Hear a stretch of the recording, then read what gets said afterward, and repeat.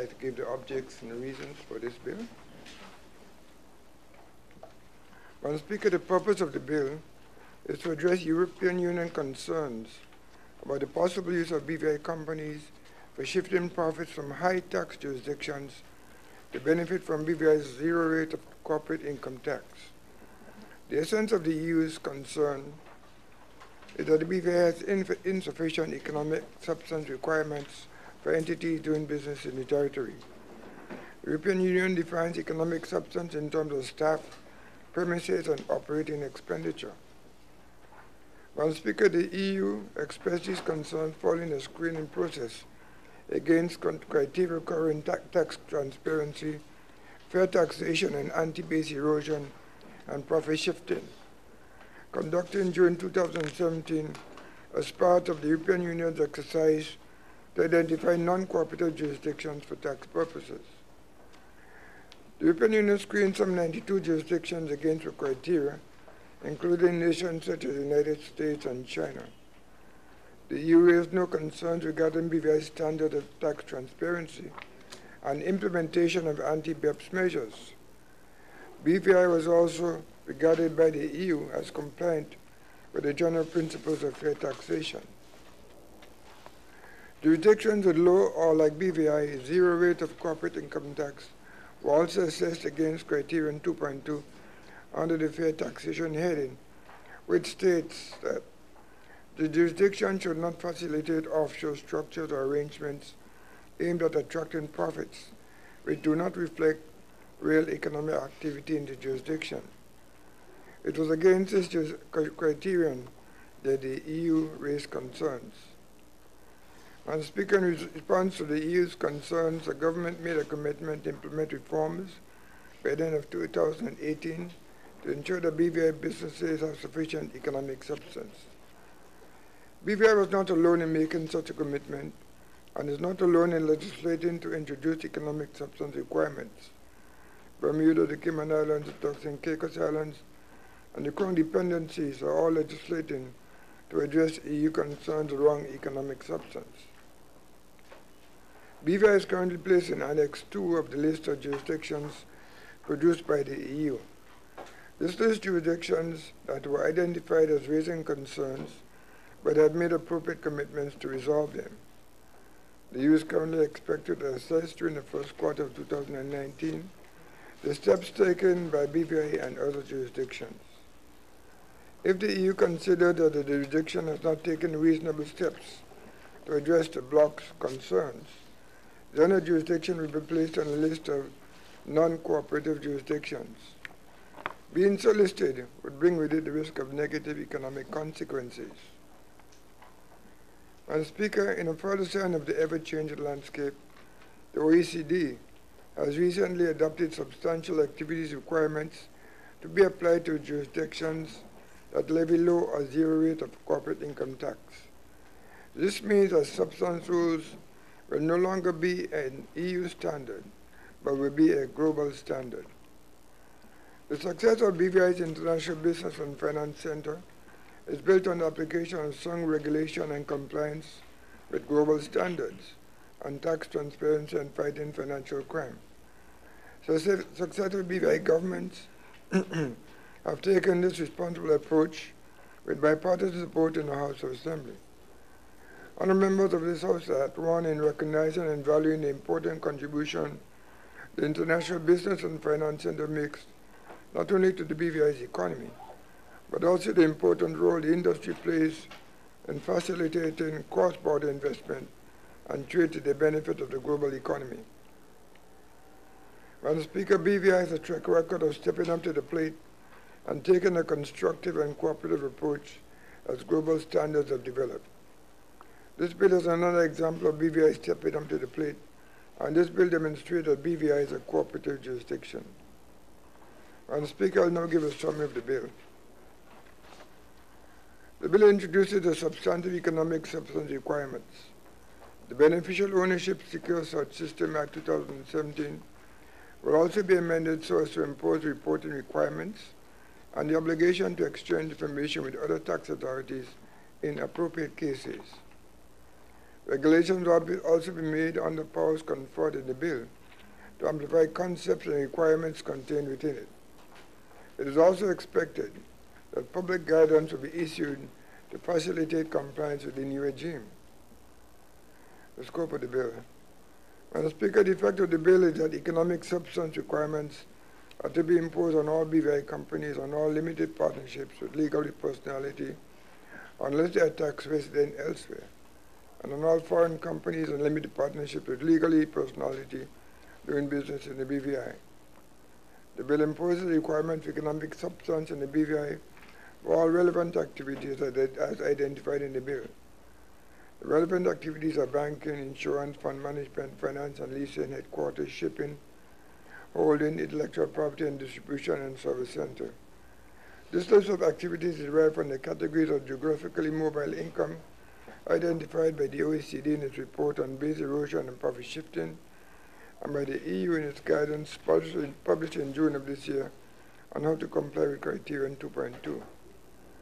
Compliance with economic substance requirements can only be measured over a period of time. Under the bill, economic substance is evaluated by reference to financial periods which cannot exceed 1 year in length. Madam Speaker, this bill is intended to come into effect on 1st January 2019. The economic substance requirement will apply during the first financial period, ending on after 31st December 2019, and each subsequent period. The first reporting by companies and limited partnerships will occur after their first financial period ending on after 31st December 2019, and then annually thereafter. Madam Speaker, all registered and foreign companies, limited partnerships, must provide information to enable the competent authority to monitor whether the entity is carrying on relevant activities, and if so, whether it is complying with economic substance requirements. The information to be provided will be integrated into the BVI's existing beneficial ownership secure system. The precise mechanism by which this information will be provided will be the subject of amendments to the BOSS Act. Madam Speaker, the authority charged with enforcing the economic substance requirement is the International Tax Authority.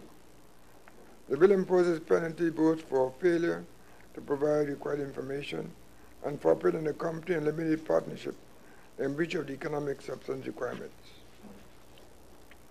In conclusion, Madam Speaker, this bill has been prepared following discussions with the EU and the OECD and consultations with the representatives of the BVI international business and financial service sector. The government recognizes the bill will create challenges for some companies and limited partnerships, but BVI is not alone in facing those challenges. Madam Speaker, in every challenge there's an opportunity, and I'm confident that BVI is united in ensuring that we put in place the conditions necessary to enable opportunity to be exploited for the benefit of all. I know that all members of this Honorable House will continue to work to ensure that BVI's international business and financial services sector can continue to benefit BVI's economy and the global economy. But, Madam Speaker, there are also continuing risks. International discussion around tax are politically highly charged. Jurisdictions, both large and small, must guard against damaging trade and the global economy for short-term political gain. Madam Speaker, in conclusion, let me be clear that the BVI has always adhered to global standards and will continue to do so. Madam Speaker, this bill fulfills the commitment the government made to the EU, and I commend it to the House.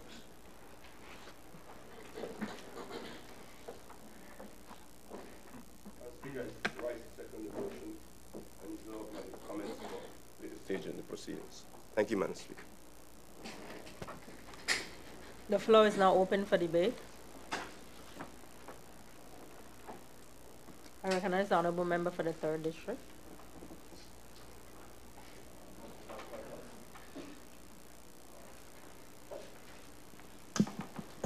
Thank you, Madam Speaker.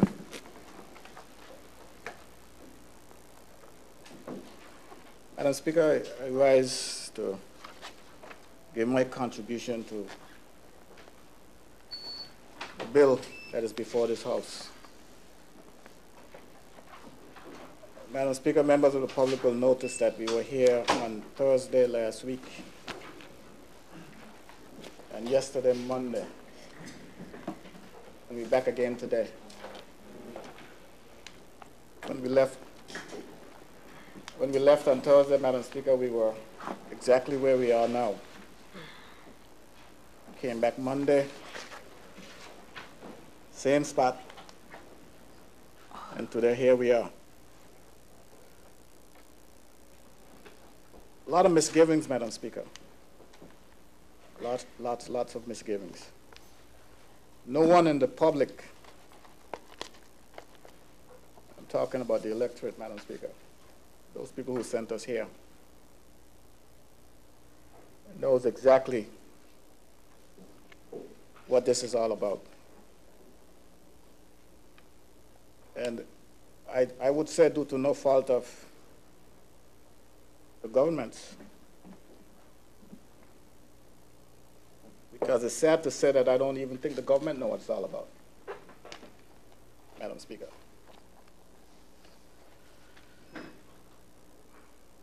The requirements of the European Union, Madam Speaker, are untenable to say the least.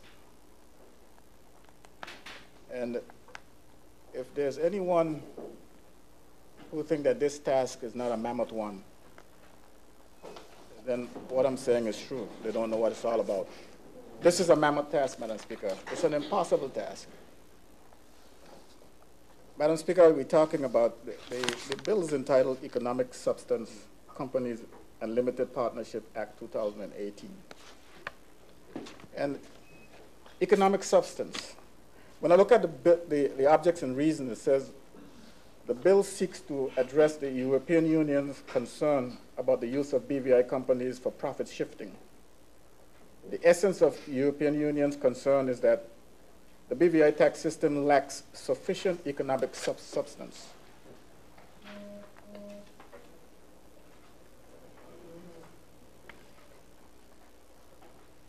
Madam Speaker, for a definition for economic substance, I traveled back to the definition in the bill. The definition section under the interpretation clause 2. And it says economic substance requirements has the meaning given in section 8. I had to use up the first of any of my college education in order to follow that part of it.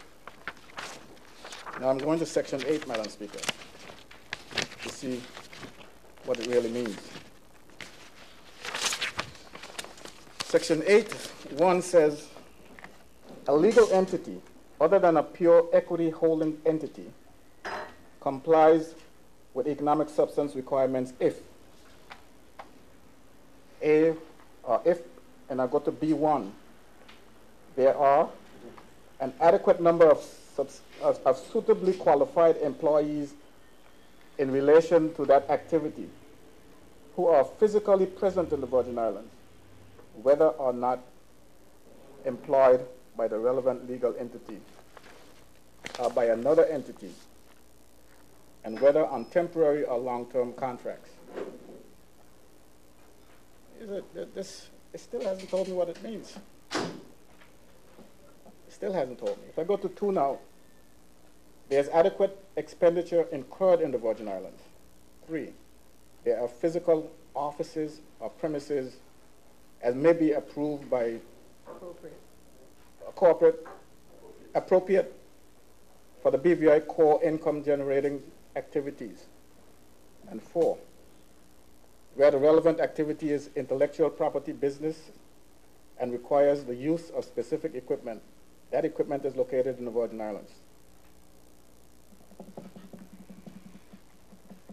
If I go to D2, it says only that part of the activities of that other entity which are attributable to generating income for the relevant legal entity shall be taken into account when considering if the relevant legal entity meets the economic substance requirement. Madam Speaker, in short, this is short for me. economic substance,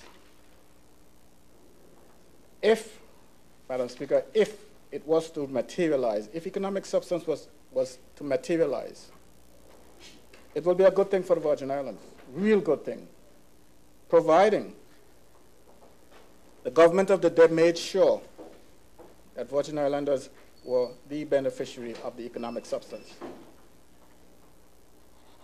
Government has a responsibility, Madam Speaker, when it comes to the kind of business that we are involved in. We're not involved in manufacturing, where it's a direct relationship between the factory and the consumer. We're involved in the service industry. This is basically high finances that we're dealing with. The government responsibility is to make sure that legislation protects its citizens, and they are to the benefit of the citizen. So if economic substance was to materialize, and the government does what is expected of them, then Virgin Islanders could benefit from it. I'm not too sure, Madam Speaker, that line of thought has been pursued. And I'm not too sure that it will be pursued. So where does that leave us? Then there's a flip side of this whole thing about economic substance, Madam Speaker. What is economic substance? Outside of the pages of this document, Madam Speaker, you would learn that economic substance is actually the setting up of headquarters in the BVI for these companies that we have registered. And those headquarters are not just an individual sitting behind a desk. They are actually supposed to perform.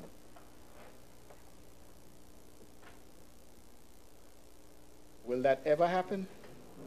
Can you see that happening, Madam Speaker?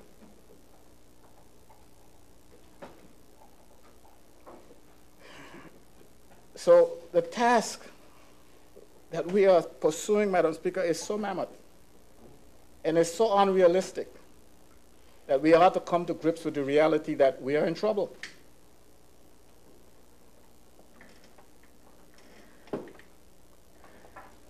We've been trying, Madam Speaker, for a long time to kick this can down the road. Right now we have hanging over our head the beneficial ownership register, which is required to be made public by the end of December 2019. And we're kicking that particular can down the road. Now here comes another one. The question I have, Madam Speaker, which is worse? Which of the two are the worst?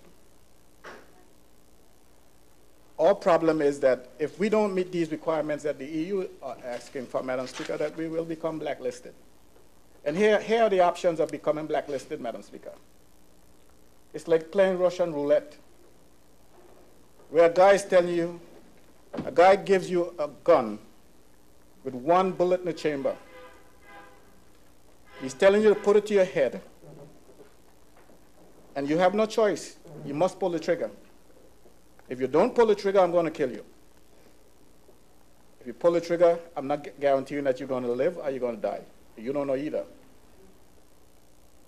This is where this bill puts us. We're being told, Madam Speaker, yes, if you don't pass this legislation, you're going to get blacklisted.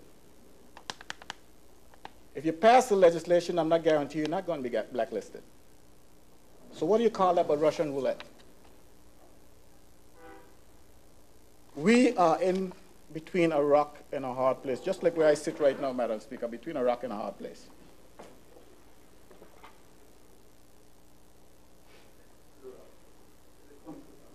You figure that out.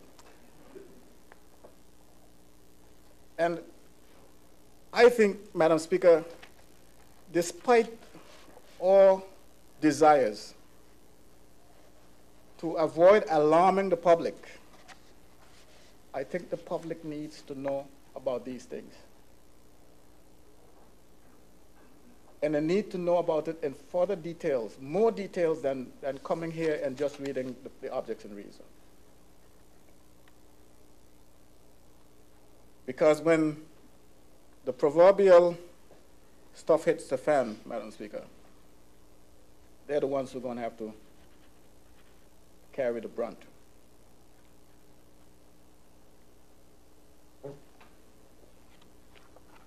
Madam Speaker, the bricks and mortar scenario for economic substance. Like I said before, if those companies were to set up headquarters in the Virgin Islands, as is required in this bill, terrific.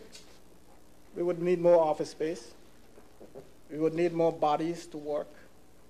And you can demand decent salaries because of the importance of the bill and the requirements of the bill and what the EU is requiring. But what are the options, Madam Speaker, if they don't, if they decide not to do it? Our country gets blacklisted and the companies start moving out. So that's why I'm so concerned, Madam Speaker, that dialogue is important, dialogue is necessary, dialogue is needed, dialogue we must have. And the opposition has a responsibility, Madam Speaker. They could take its stuff to the road, on the road, to educate our people. This matter is not just a matter for the government and the industry. It's a matter for the people of the territory, Madam Speaker, as well.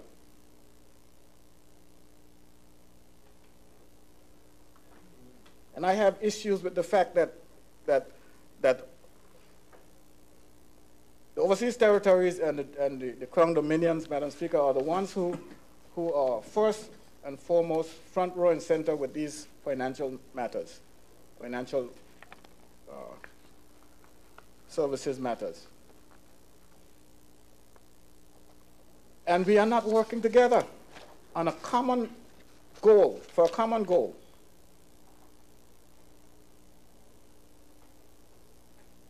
I can't see one getting blacklisted and all not getting blacklisted, Madam Speaker. I can't see it. And I can't see one being saved and the others not.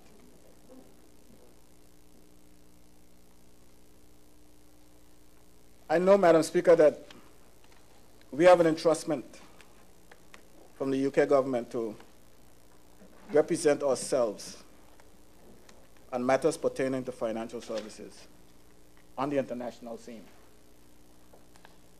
We can't do it for defense, we can't do it for just about anything else in diplomacy and all that. We can do it for this. The question I have, Madam Speaker, is whether or not our government has come to the reality that when it comes to the European Union, we're no longer in a position to do that. It's to our disadvantage to be representing ourselves with the European Union as we speak right now.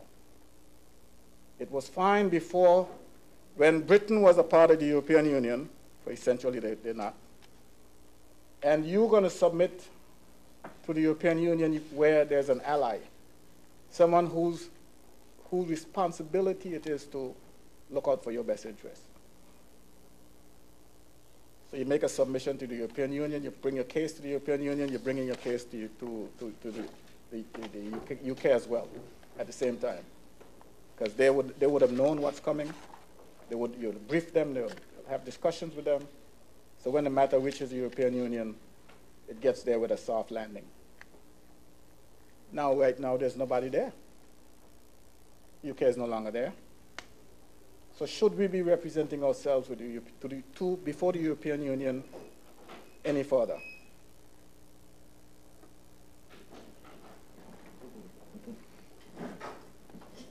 Madam Speaker, I submit that it would be best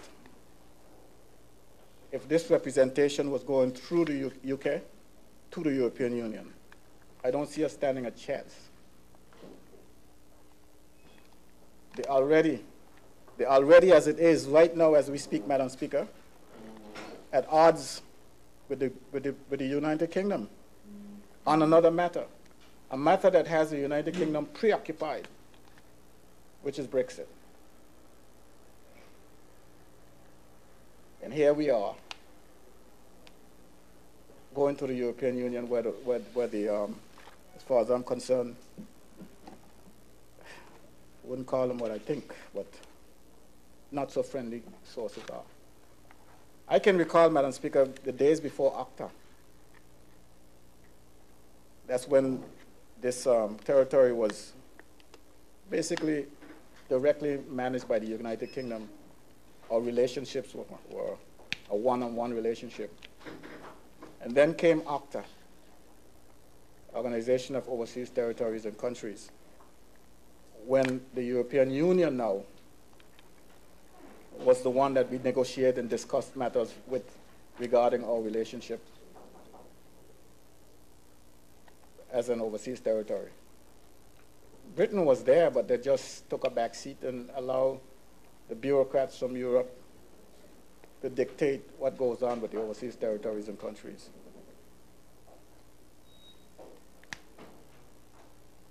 We didn't have that kind of hands-on one-on-one relationship with the United Kingdom. They basically pawned us off. So I know how these people think, Madam Speaker. I was there when OCTA was formed. I know how they think. They see us as basically an obstacle that facilitates the companies that engages in tax avoidance and money laundering and terrorism financing, all the bad things. That's what they see us as.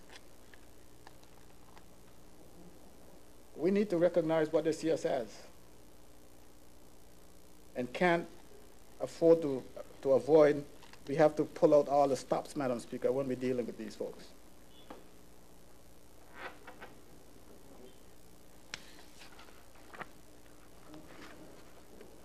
We can sit here in hope. Like I said, if this was possible, if this was going to happen, it could be great for us, great for the country. If it doesn't happen, if we were to become blacklisted because we can't meet the requirements, let's say we pass legislation that meets to the T what the EU is looking for, and we don't know what that is. We don't know what it is they're looking for. Let's say we were to pass legislation that meets it to the T. What would the companies do?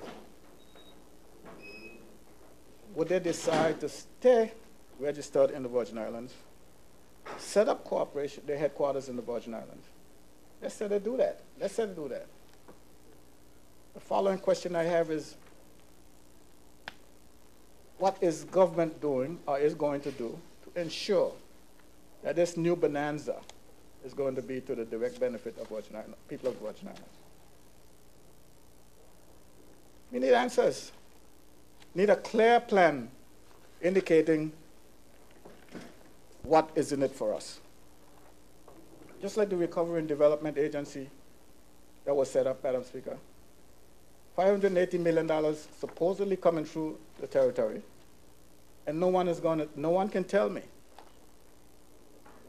how the money is going to benefit Virgin Islanders. $580 million, that's simple. Right now, unemployment is sky high, and it's all our fault. It's all our fault. Money is being spent, and who's benefiting from it? This is another example, Madam Speaker. We cannot just turn a blind eye and expect and allow things to happen and not be proactive and make sure that the poor citizens of the territory are the beneficiary. I am going to state here now that I cannot afford not to support this legislation, Madam Speaker. I cannot afford not to support it. In other words, in simple English, I have to support it. Because I will be watching the demise of people right before my very eyes. If Madam Speaker, as I was told, if we don't pass the legislation, we will be blacklisted. If we do pass it, we're not sure we won't be blacklisted. But I want to err, if I'm going to err, on the safe side, which is to ensure that it gets passed. And I urge my colleagues to do the same. Notwithstanding my concerns, Madam Speaker, the concerns that I raise, which are things that can be addressed and must be addressed by the government.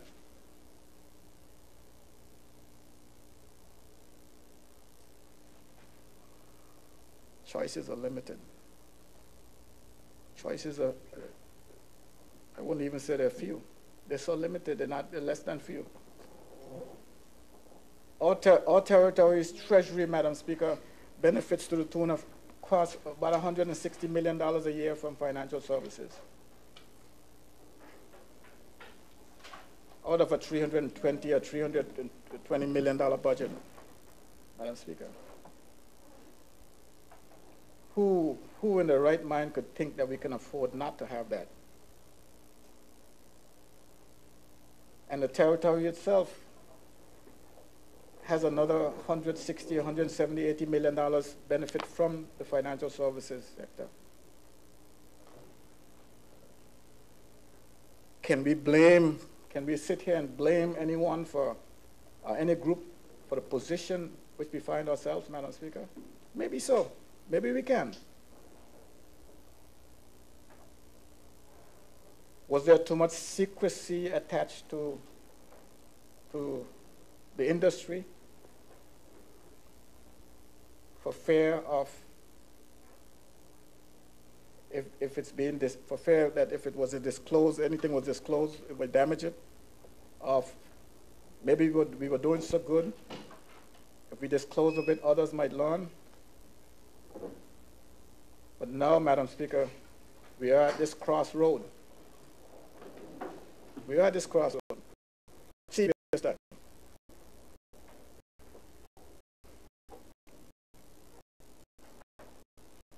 And I think we have to pull the veil from our eyes, Madam Speaker, and speak the truth. Speak to what's happening. I have no doubt that, well, we're going into an election in the next few months, Madam Speaker. Whoever the next government is going to be faced with a mammoth task. God forbid they should be faced with a task that excludes the benefits that are now being derived from financial services. This year's budget, Madam Speaker, you would recall, was balanced with the benefit of a loan.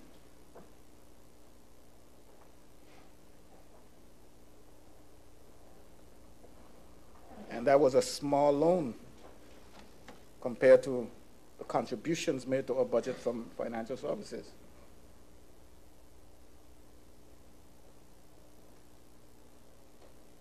I don't think enough is being said, Madam Speaker.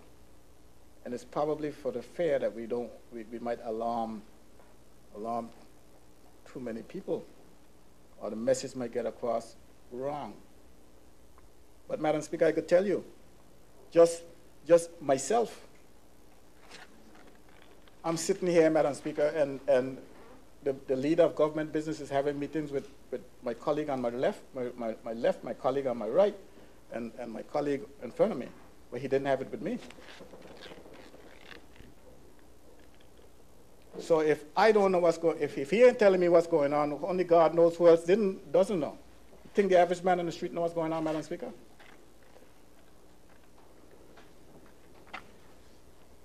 And then you're telling me that's the way to run a country? I don't think so. When you're going to start singling out who you're going to meet with and start excluding who you feel like shouldn't be in the meetings,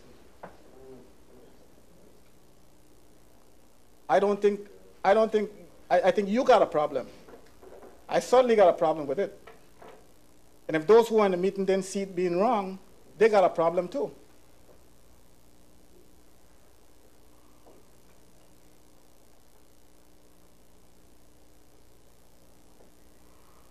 But nonetheless, Madam Speaker, like I said, I cannot afford not to support the legislation, flawed as it may be. Because I don't want to be sitting around anyway and saying that you guys did not pass the legislation and we got blacklisted. Even though there's no guarantee that if you pass it, you won't be blacklisted. Thank you, Madam Speaker. Thank you for your contribution, Honourable Member for the 3rd District. And I recognize the Honorable at-large member, Christian, who will make his contribution.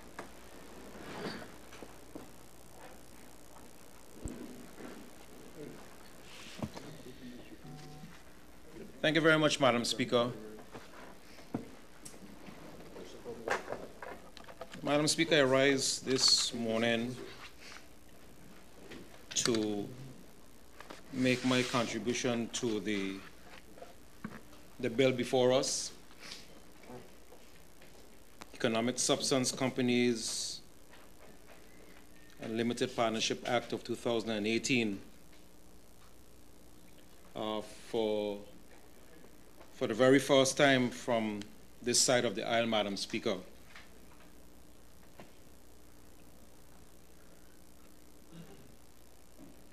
Madam Speaker, I want to say that I wholeheartedly agree with the contributions made so far from this side by my colleague and member from the 3rd District.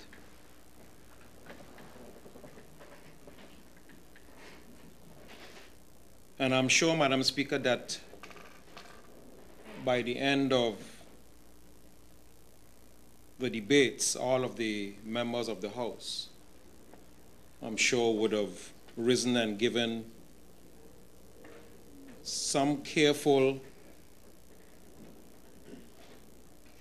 contributions to this very important bill. Madam Speaker, if you had to compare this bill with some natural events that have taken place in our country last year, we had an unprecedented flood, and we had 2 unprecedented Category 5 hurricanes, of which Irma was the most devastating.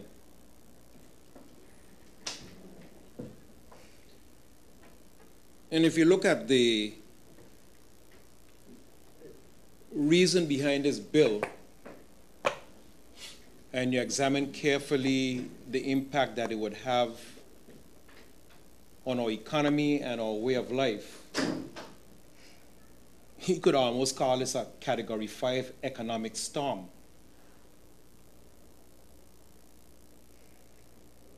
Potentially, if we don't do what we need to do. And I'm sure that we're going to all agree to pass the bill because we really have no choice. It's like our backs are against the wall. It's like David has taken on Goliath, and Goliath, for some reason, doesn't seem to care how David feels or what ammunition David has. But David eventually won that battle because he slew Goliath. And I'm hoping that we'll be able to win on this front. Madam Speaker, like the member for the 3rd said, if the public was paying attention, they would have realized that this is the 3rd day that we are meeting to deal with this particular bill. And prior to the 3 days that we met about 2 weeks ago with a number of persons. We met with Michael Furnace, QC, Steve Johnson, consultant, Neil Smith, the former financial secretary. And then yesterday, we continued our conversations with Mr. Steve Johnson and I think Mr. Jack Rivet and Robert Bryant, if I have those names correct. Madam Speaker, because the reasons why we have been having those meetings and coming back to this House on more than one occasion just to deal with one bill is because the European Union keeps on shifting the goalpost. And I think it's incumbent on all of us inside here to really put to the public in the best way possible. I don't want us to use heavy language and legal jargon to make it seem as if we know what we're doing and what we're saying. We need to really let the public understand what is in front of us. And what is in front of us is that the European Union is basically saying, unless you don't get your financial services industry in order, where companies that are registered in the BVI are not set up, practicing, hiring, occupying buildings in the BVI, we're gonna shut your industry down. That's what the substance part is all about. And you see, they give it all these fancy names, economic substance. How to like try to lose people. But that's what it's all about. The over 400 and something thousand companies that are registered in the BVI, it is expected that those companies, we don't know what percentage of those companies, whether it's 10%, 50%, or all of them, should have some presence in the Virgin Islands. Physical presence operating in the Virgin Islands. And Madam Speaker, I don't want people to think that the BVI is doing something wrong or illegal. This business that we're in has been going on for over 35 years. The country has an excellent reputation. In the 7 years that I've been here, and continue to say it, we have passed more legislation on financial services than any other thing to do in this country that affects our way of life. The two pillars of economy, financial services and tourism, are driven by legislation that governs those industries. But financial services is the one that gets all, if not most, of the attention. So you cannot argue that this country has not been doing what is required by international organizations, such as the OECD and the EU and all the other international organizations. We have done what has been required. And so we spent the last 3 days, up to yesterday again, trying to comply with everything that is possible. We met here on Thursday, and by Monday morning, we are hearing that you need to make this change, you need to make that change, you have to take this out, you have to insert this, you have to insert that. And this is not the only jurisdiction that has this problem. Cayman, Bermuda, and all the other OTs have the same problem. We are all struggling to survive. Very, very small countries in the world. And the big ones are picking on us because it's probably the easiest fight for them to have. You know, I was asking myself a question. If we are on the EU's blacklist, well, which list are they on? Can OTs create a list that puts major countries on them? Can we put the United States? Can we put China? Can we put Africa? Can we put the European Union? Can we put the UK? Can we put those countries on a list and say that they have unfair business practices? I don't think so. But here we are. Every time we don't seem to be able to comply with what they want, we get blacklisted. And I think all people don't really understand how unfair that is. At least I personally regard it as unfair. When you could be moving the goalposts on a daily basis. So we have to scramble here today and try and pass this as quickly as we can to save our souls and to save our people and our economy. Try to save. Madam Speaker, in our meeting with the gentleman that I referred to a few weeks ago, I asked Mr. Furnish, a question. And all of us have been asking that question, but I just want a record to show that the question was asked. If we meet all of the requirements required by the EU, what guarantee do we have that we will be off the list? His response was, there is no guarantee. But we have to try.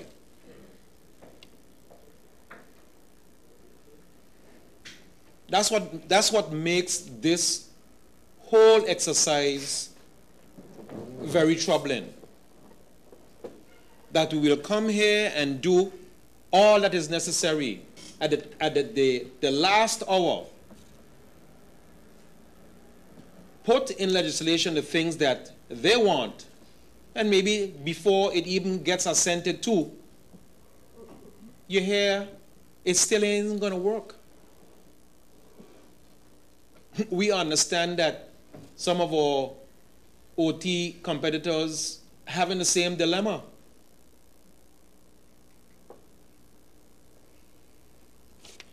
I find it to be so unfair. I find it to be so unfair. We can't delay it because they have given us a deadline. It has to be done by the end of this year. And we are now made to understand that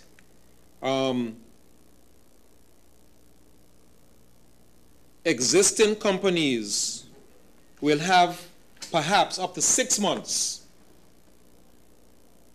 to sort themselves out. New companies as of January 1st, 2019 will have to comply with the requirements. And Madam Speaker, I don't know if the requirements are going to change by the time we leave here this afternoon.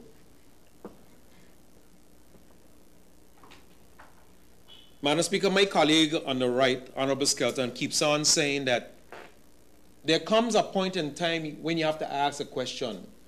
How are all these things going to impact local companies, small mom and pop shops, the little restaurant down the road, the little babysitting daycare center up the street? How are all these international legislation going to affect how these companies survive? Because we keep on making rules to satisfy everybody else. And not realize that sometimes we place in our own people in a very difficult position. I tried to open up a bank account at a bank that has been operating in this country for more than 45 years last week, only to be told that I have to wait to get pre-approved before the account can be opened. Madam Speaker, I remember when you could go down to any bank. I'm going to deliberately call the names because, you see, we have a young generation out there that does not understand where we came from yet. We had the Virgin Islands National Bank, now Banco Popular, which went through about 3 name changes. It was Virgin Islands National Bank, First Pennsylvania Bank, Core States First Pennsylvania Bank, and then Banco Popular. You had Barclays Bank, now CIBC, FCIB. Scotiabank still remain the same name. Chase Manhattan Bank, First Bank, Puerto Rico. Depending on how you set up the account, First Bank, Virgin Islands. But you could have gone down to any one of those banks with the original names and set up an account in a matter of minutes. Honorable Vanderpool could testify to that. He was a banker. You know what we used to call them in those days? Hometown banks. There was a reason why they were called hometown banks. Because the people that were working there knew who you were and they could deal with you. You have people working there now who know who you are, but they have to send overseas to get information on whether they can open an account for you or not. So here we are trying to open a bank account, and I'm patiently waiting, then number 4, to find out if we can open an account. These are part of international requirements and legislation that we pass in this house. The banking legislation and so on. To me, making it more complicated. If I encourage people to dig a hole on their land and put in a safe and keep the combination for themselves, they say, what kind of antiquated thing he talking about? But perhaps that's probably the easiest thing to do, hold on to your own money. Yeah, it's easy to get it in, and it's almost like pulling teeth to get it out. And sometimes when you're requesting information on your own accounts, you have to verify so much information. Thank God you have the internet now, so you could click in and get your account information. But everybody doesn't have that luxury. I say all that to say this, Madam Speaker. This business of financial services is becoming more and more difficult day by day, and I see it as placing our jurisdiction in a more difficult position because the big boys are trying to knock the little boys out. We see and we hear on a daily basis the battle that the UK is having with the European Union as it relates to Brexit. How is that going to affect us going forward? When we have these issues, who do we go to? Who do we complain to?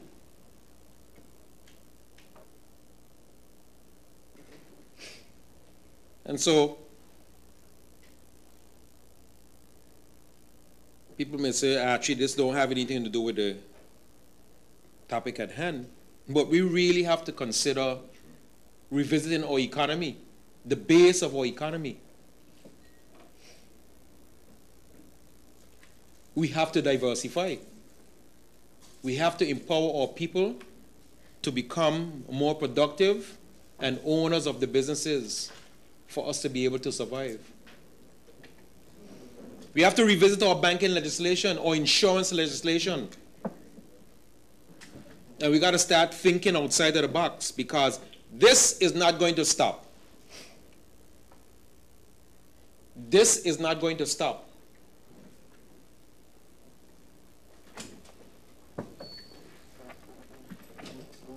I have no choice this morning but to support the legislation before us. Premier, I know that you have worked very hard to get us to this point. Sometimes I say to you, why do we keep on trying to please these people?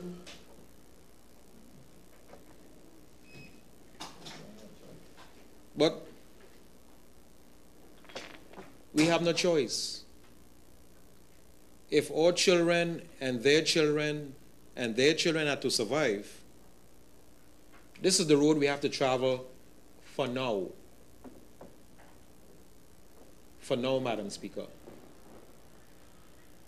Madam Speaker, it has been put out there several times before by several members of this House, by several civic leading members of our community,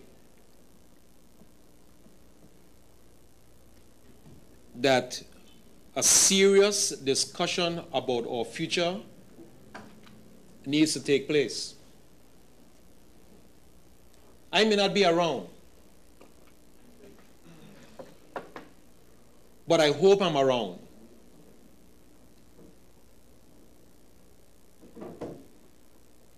But the leaders of this country, those aspiring to be the leaders of this country, and the rest of us that call ourselves citizens of this country, have to consider alternatives to us surviving as a people, for us to be able to sustain and enjoy the quality of life that we have enjoyed for the last 50 years. It doesn't make any sense for us to bury our heads in the sand and pretend that all is well. All is not well.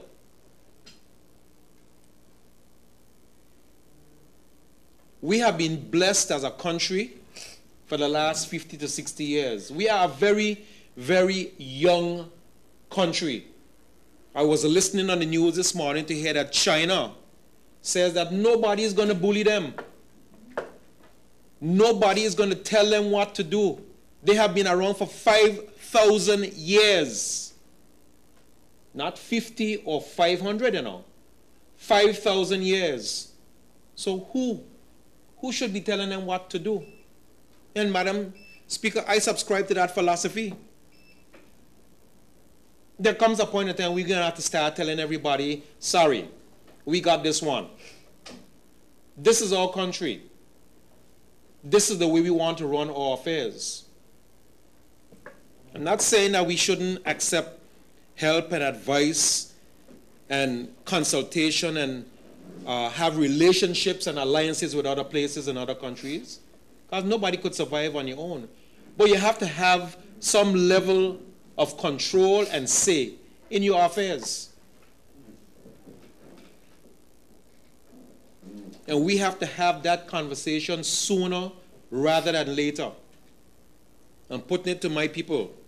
It doesn't make any sense for us to pretend that all is well. Challenges are in front of us. And we have to confront those challenges head on as a people.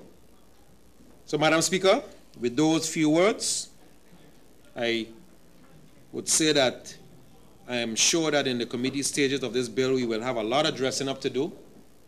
But in principle, I support the bill before us this morning. Thank you very much. Thank you for your contribution, Honorable Territorial Member Christian. Do we have any more contributions to the debate, honorable members?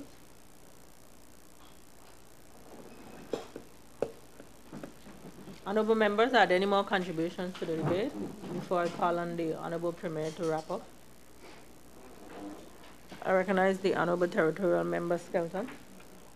Thank you, Madam Speaker. Thank you, Madam Speaker. Madam Speaker, I rise to give my contributions to the Economic Substance Companies Unlimited Partnership Act 2018.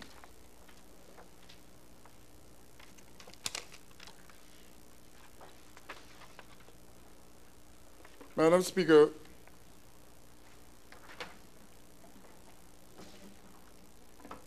we're here again.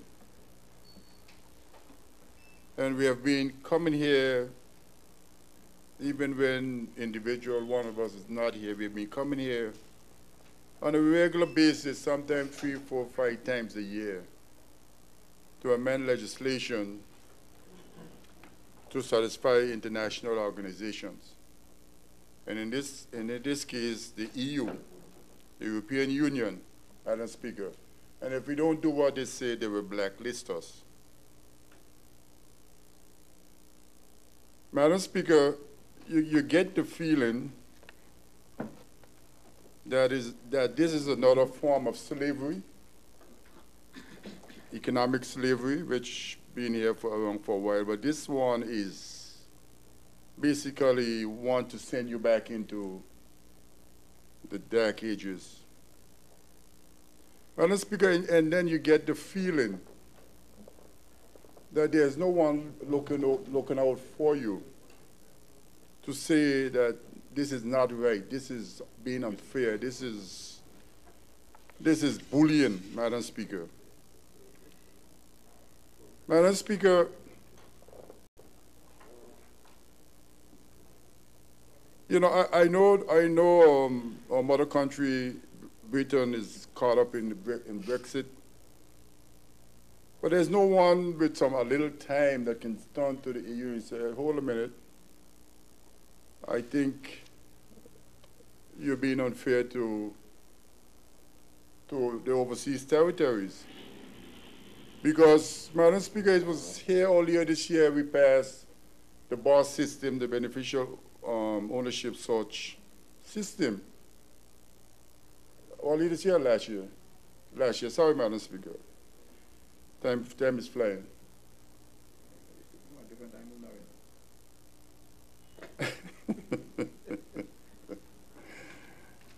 Madam Speaker, we passed the BOSS system that says basically whatever information that they want, anyone wants, they can get, and it comes into force probably next 12 months from now. Madam Speaker, we thought we did it, we have done all but that was possible. And now here it is. We have 400,000+ active companies here registered in the BVI. If you get some statistics that will tell you about 500,000. Some of them will not require to meet the requirements in this piece of legislation, but there are quite a large portion that will be required to meet the requirement in this bill, Madam Speaker. Madam Speaker, it says that they should have economic substance here on the ground. That is, you must basically set up some machinery, some headquarters, some system to manage the company from here onshore. Madam Speaker, it sounds perfect. It sounds like we will get a lot of, rental properties. They will employ our people. There's quite a bit of benefits that can be derived if it happens.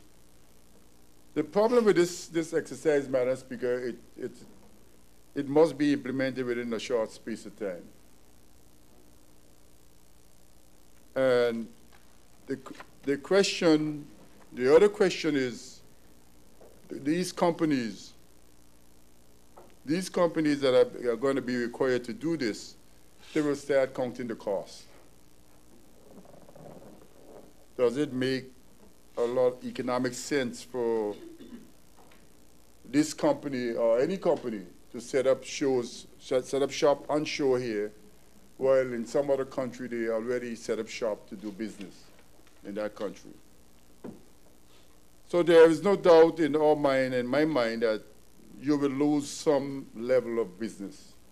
How much, I don't know, and I asked the question and no one seems to know, Madam Speaker. But Madam Speaker, in spite of all this, there are some benefits to be derived. Is this benefit more than what we're going to lose? Madam Speaker, in the short term, I think we'll lose more. In the long term, we will gain a bit. But Madam Speaker, from way back in the 2003-07, I continue to sing one song. Is that we need to start looking at financial services to find out where it's going, what form it's going to take, and we need the best of us, the best brain in this country to find out where we can meet financial services, because financial services is here to stay. What form it takes is something else, Madam Speaker. Madam Speaker, if you go way back in history, when the caravans used to travel the Middle East, because of the thieves that will rob them, they used to walk with contracts and exchange papers to do business with each other. So one person is living in Dubai, the other person is living In the Sudan, they walk with a piece of paper, and every year they meet and they exchange and they balance their book, so to speak. So financial services has been around, but it is changing. It has changed over the years into what we see today. With the advent of Bitcoins and all the cryptocurrencies and so forth and so on, Madam Speaker, where is it going, and how can we, as a country, get there to basically take advantage, since we are in the business already, Madam Speaker? But one of the things that I believe that we must do, so that these shocks from financial services and even tourism does not continue to affect us as big an effect as is happening now in tourism and financial services. Madam Speaker, we need to start looking at diversifying our economy. And there are things out there that we can't put in place, Madam Speaker. Madam Speaker, my colleague on the left mentioned that I am always concerned about what these pieces of legislation is doing to local businesses and local people operating in the country. Yes, we don't, the first answer I'm going to get, and I did get it, we don't have to worry, because we have economic substance. Those countries, those companies who are operating in BVI. Yes, Madam Speaker, we have that. But, Madam Speaker, in between the pages and in between the clauses, there are some stuff that says that there are effect of the content of this piece of legislation going to have on our people, Madam Speaker. Madam Speaker, I forget what bill it was we were discussing. We were discussing a bill concerning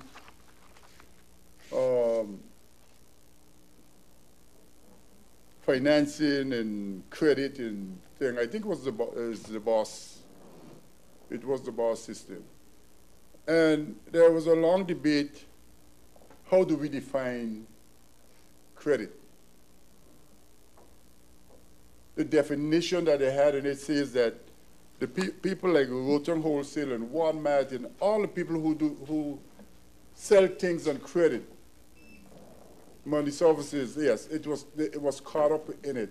But the definition is back here again in clause 3 of this document.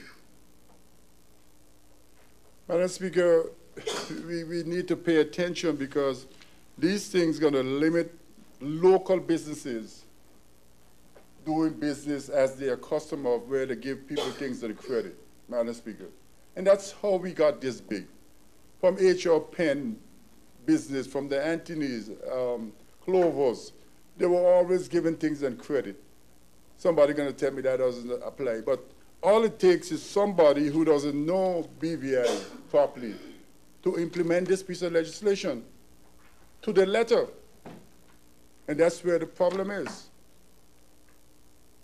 So, Madam Speaker, when we get to that section again, I am going to have a say in this matter, because this needs to be corrected. We cannot continue to make laws. You know, you hear my colleague talk about banking, even opening a bank account. Yeah, we are PEP. But the ordinary man on the street can't open a bank account as easily as he used to. Isn't this the time, Madam Speaker, to start saying something like business, local business, doing business in the shores of the Virgin Islands? Follow a different path? Yes, we want the international business, but can't we brought them together because they said we were ring fencing and we didn't have a level playing field. But nobody cares about the level playing field anymore. Nobody cares about ring fencing. If you take this same piece of legislation they ask you to do and apply it to Delaware and Nevada and the U.S. territories, they have wars. They were up there doing war systems than we have, but we are being penalized because we are small. Is it because we have a different complexion of our father? Are we not all God's children anymore?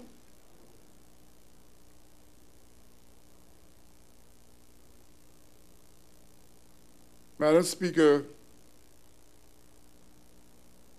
these pieces of legislation, again, I'm going to say it, is affecting local businesses. All it takes is for a set of people who doesn't know the history of our country to apply these pieces of legislation to the letter, Madam Speaker.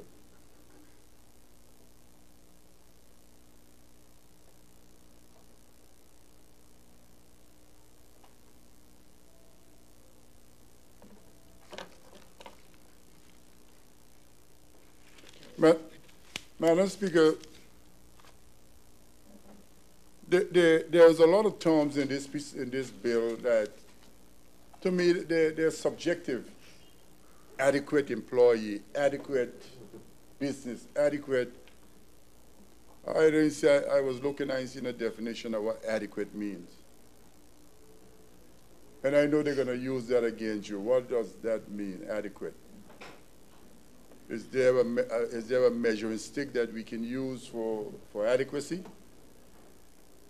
Because without it, I can see them coming back to try to define. I know in the, I see in the back of the legislation where the minister can make regulation with the approval of cabinet. In the schedule, section 17.1. But Madam Speaker, the very thing I'm talking about is in 17.3 of the bill. It says that the competent authority may issue guidance on how the economic substance requirement may be met, including without prejudice to the generality of the foregoing guidance on the meaning of any expression used in this act or in regulation made under this section. So the competent authority is the one who's going to be defining, and all you need is a very, very competent authority. And then you can get problems. So, Madam Speaker, I think we need to pay attention to these subjective clauses.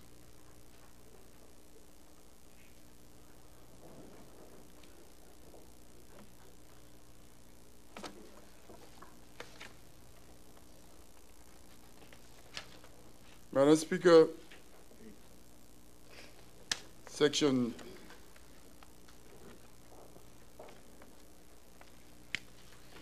I got a bit, I asked this question again in the thing, but I was looking at to see what changes was made here, but I don't see any changes in section 5.2, Madam Speaker.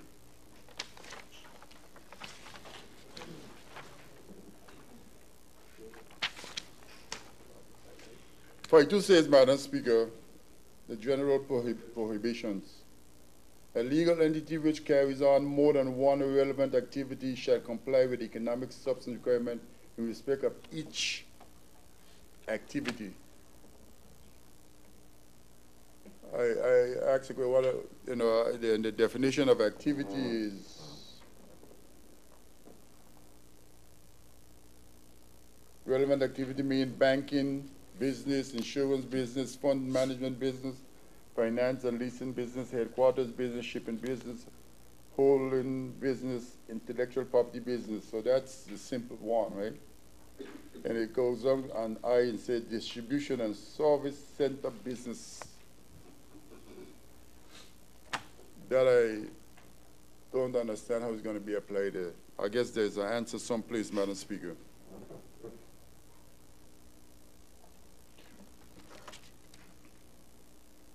So, Madam Speaker, the bill, we know we don't have a big say, in what happens here, Madam Speaker, if we want to survive for another day. we have to put something in place in order for us, for this country to not go through the turmoil that will be caused if we don't do, and if we do nothing, Madam Speaker. So, Madam Speaker, while I understand and I will have to lend my support to the bill with the changes that I expect that will happen in committee stage, some explanation. Madam Speaker,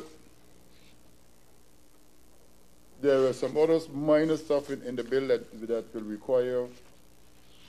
require some attention that we can do in the committee stage. And I will say, Madam Speaker, the bill before this House is a serious piece of legislation, and it's going to affect our people, whether we implement it or we don't implement it. If we implement it, we'll live another day. If we don't implement it, we might not live another day. So, Madam Speaker, with those few words, I will take my seat. Thank you for your contribution to the debate. Honorable Territorial Member Skelton, do we have any more contributions to the debate?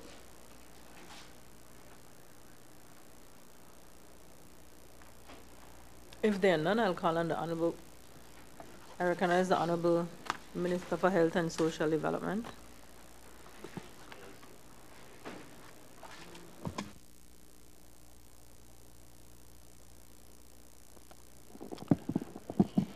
Thank you, Madam Speaker, for the opportunity to make my brief contribution to the bill before us. Madam Speaker, I want to firstly say that, like my colleagues before me, I understand the significant implications of this legislation and what the impact that it can have on the economy, whether we do or whether we don't, Madam Speaker. Madam Speaker, I firstly want to say that I support the bill because of what it represents and the necessity of it moving forward to secure our financial services economy. Madam Speaker, the BVI has unfortunately been caught, has been caught since this first topic has been discussed, and I think it's around in the 90s. The whole idea when we started advancing in financial services of economic substance. Essentially, that's the crux of the whole discussion, the crux of the legislation before us. And in 1998, this whole issue of economic substance was proposed, which was about almost 20 years ago, if my math serves me right. So we knew of this, Madam Speaker. We knew of this and the implications of it for the last 20 years. We knew eventually it was necessary for us to ensure that these measures were put in place to continue to ward off the challenges that we've continued to face ever since this industry has been established in the BVI. Madam Speaker, this industry, as we often say, we tout the numbers and we see more specifically it's important to the BVI economy and the survival of this country after the passage of Hurricanes Irma and Maria. Madam Speaker, the financial services industry and its ability to continue to operate, continue to function, it is what kept our economy afloat. It is what kept us buoyant during the first 6 months to a year while the infrastructure of the tourism infrastructure and other aspects of our economy started to regain strength after the passage of Hurricanes Irma and Maria. So it's not lost on any of us of its importance, the trickle-down impacts that it has on the overall economy, and the importance it has in terms of the overall growth and development of this territory and the people of this territory. But, Madam Speaker, it is important for us, and we've had this discussion for many years, the whole discussion of diversification and the importance of diversification. Madam Speaker, while I recognize and I agree with the concerns raised by my colleagues, and I wouldn't regurgitate all of them, other people are listening, and it wouldn't make sense for me to regurgitate all of those concerns. And I support and I understand them, and I respect the positions of my colleagues. But we also have to look at the opportunities. We have to look at how can we position ourselves as a modern economy, a global player in the global economy, a player in the global economy, to ensure that the BVI survives, the BVI continues to contribute to the development and the growth of the global economy. Madam Speaker, when financial services started in the 80s and the 90s, really when we started to take off, the BVI economy or the budget at that time, I think, was somewhere around $20 million, Honorable Skelton, if I'm mistaken, around $20 million, $20 to $30 million. I mean, $20 to $30 million was our annual budget. We saw the rise of financial services, and it is said that necessity is the mother of all inventions. We didn't have the infrastructure that we see in the capital in the early 90s. It never existed. We didn't have the services that this territory offered and the job opportunity that it provided in that time. The advent of this industry created those opportunities, and it put our people in a position to be able to benefit from those opportunities. So you saw the increase in construction development, you saw the commercial space development, you saw the development of hotels, villas, etc., to accommodate the transactions that are happening in this territory. You saw the expansion of the service, the public service, to create jobs and create opportunities to service the industry that was created and all the other spin-off industries that came from the growth of financial services.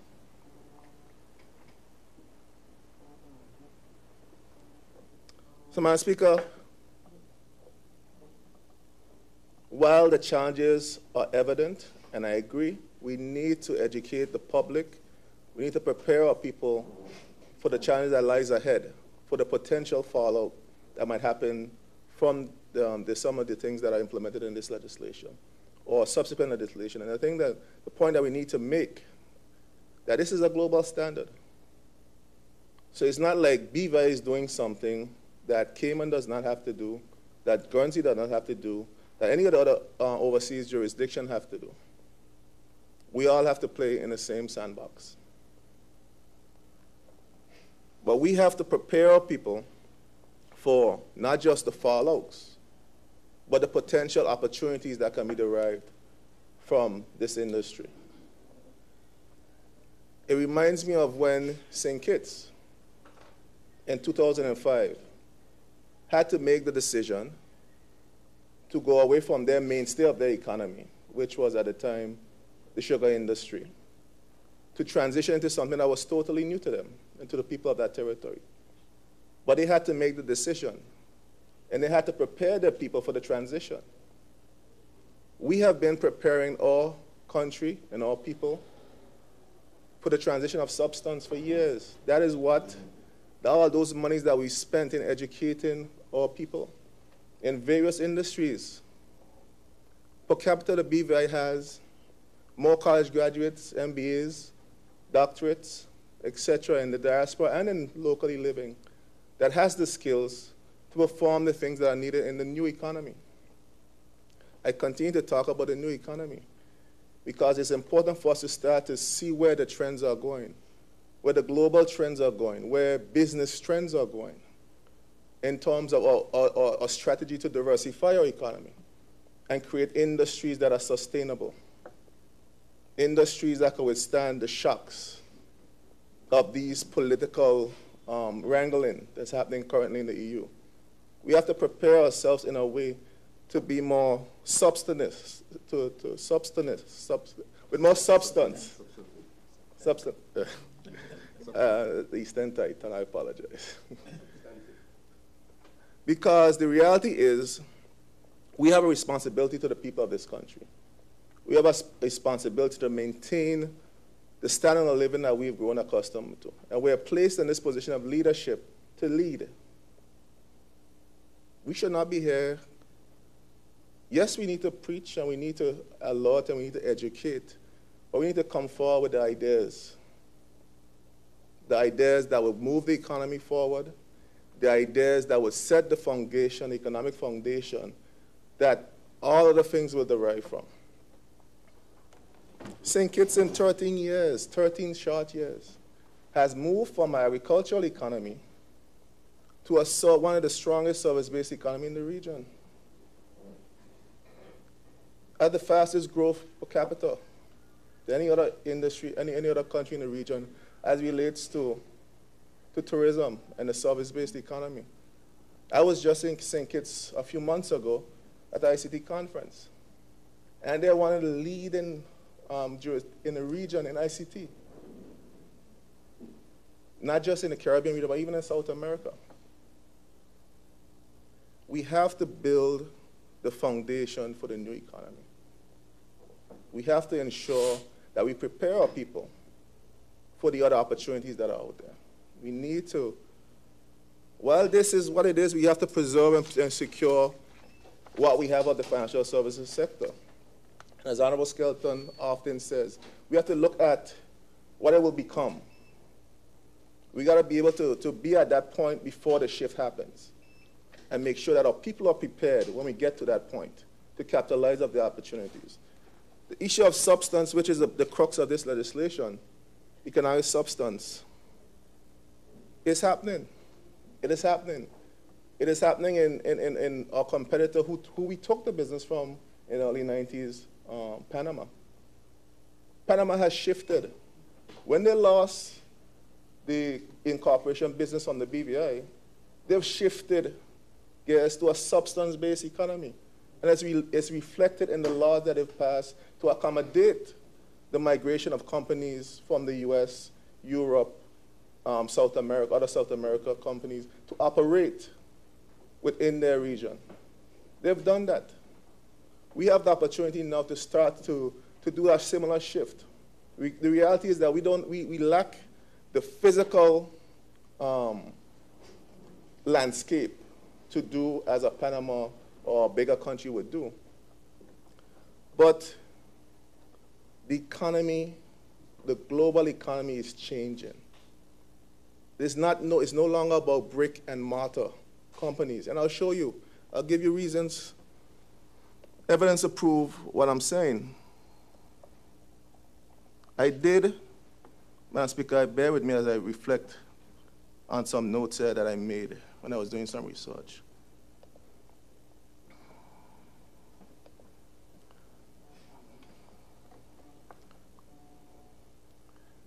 Madam Speaker, I looked at a shift that's happening in the global economy. Technology, again, Honorable Fraser, you're not talking loud enough on these service providers that are not giving us good internet access. It's taking a while to load.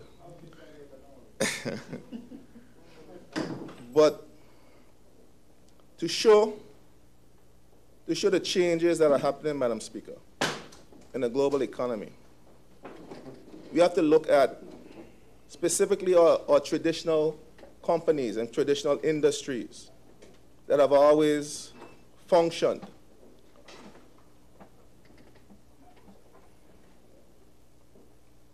Speaker, give me one quick second as I pull up this info from my cell phone. It speaks to a survey that was done that outlined some specific indicators for some key industries, namely the automotive industry, the hotel industry, trying to find it now, and I think it was the retail industry. And Madam Speaker,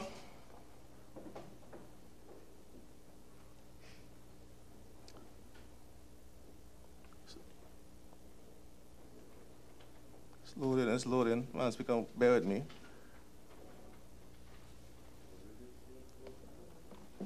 Yeah. So, Madam Speaker, you see the importance why we need to invest in the whole ICT and infrastructure and the digital economy. This is a prime example where you need to invest more in that economy. It's finally loaded. So, Madam Speaker, I spoke to 4 key industries. It spoke to the hotel industry. It spoke to the automotive industry. It spoke to the retail industry. And it spoke to the entertainment space, the entertainment industry. So, Madam Speaker, in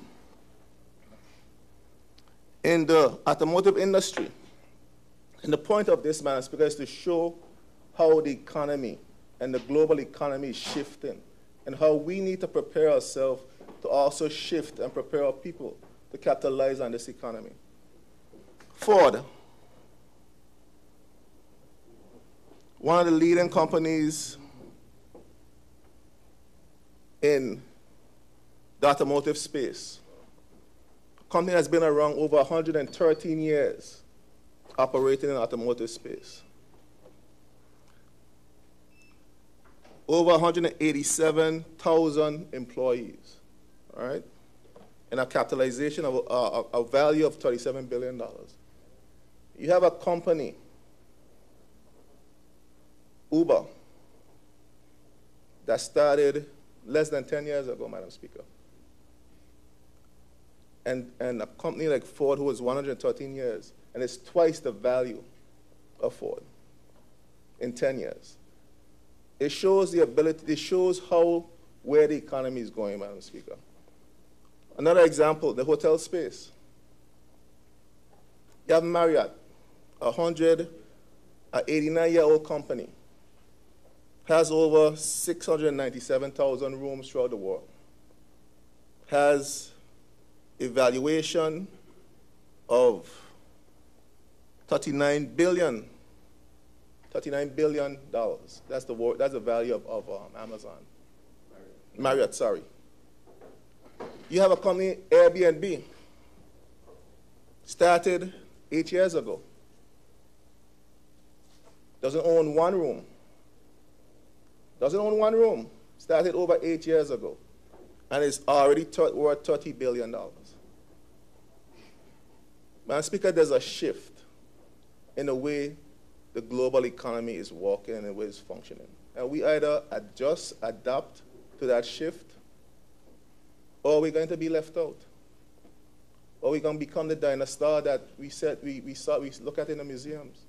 The same thing is true for industries. We have to modernize our industries, and the process of modernization has to be inclusive of our people. Madam Speaker, the economic shift started from a logistical point of view, from a service and knowledge-based aspect. The BVI has the foundation in its people to be able to capitalize on the new knowledge economy that is coming down the stream. As leaders, we have a responsibility to ensure that they are prepared. They understand where the opportunities are. They understand that we are putting in place the infrastructure to support a new knowledge-based economy, create an economy that will provide strength and a sustainable structure beyond now. Madam Speaker. So, Madam Speaker, while we have to do what we have to do as it relates to this new substance economy, Madam Speaker. This new substance economy, Madam Speaker, I see it as an opportunity. An opportunity to strengthen the BVI's brand, an opportunity to be able to be there when the pendulum swings on the other side with our people to ensure that they benefit from the changes that will be derived from this infrastructural change.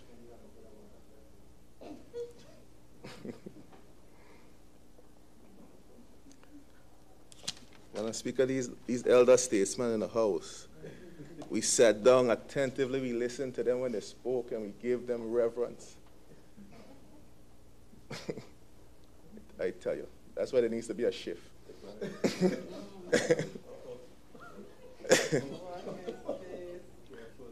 Madam Speaker,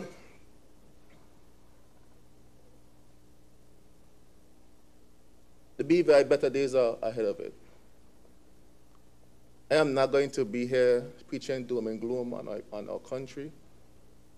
We have challenges, Madam Speaker, significant challenges. This is one of many challenges that we have for this particular industry.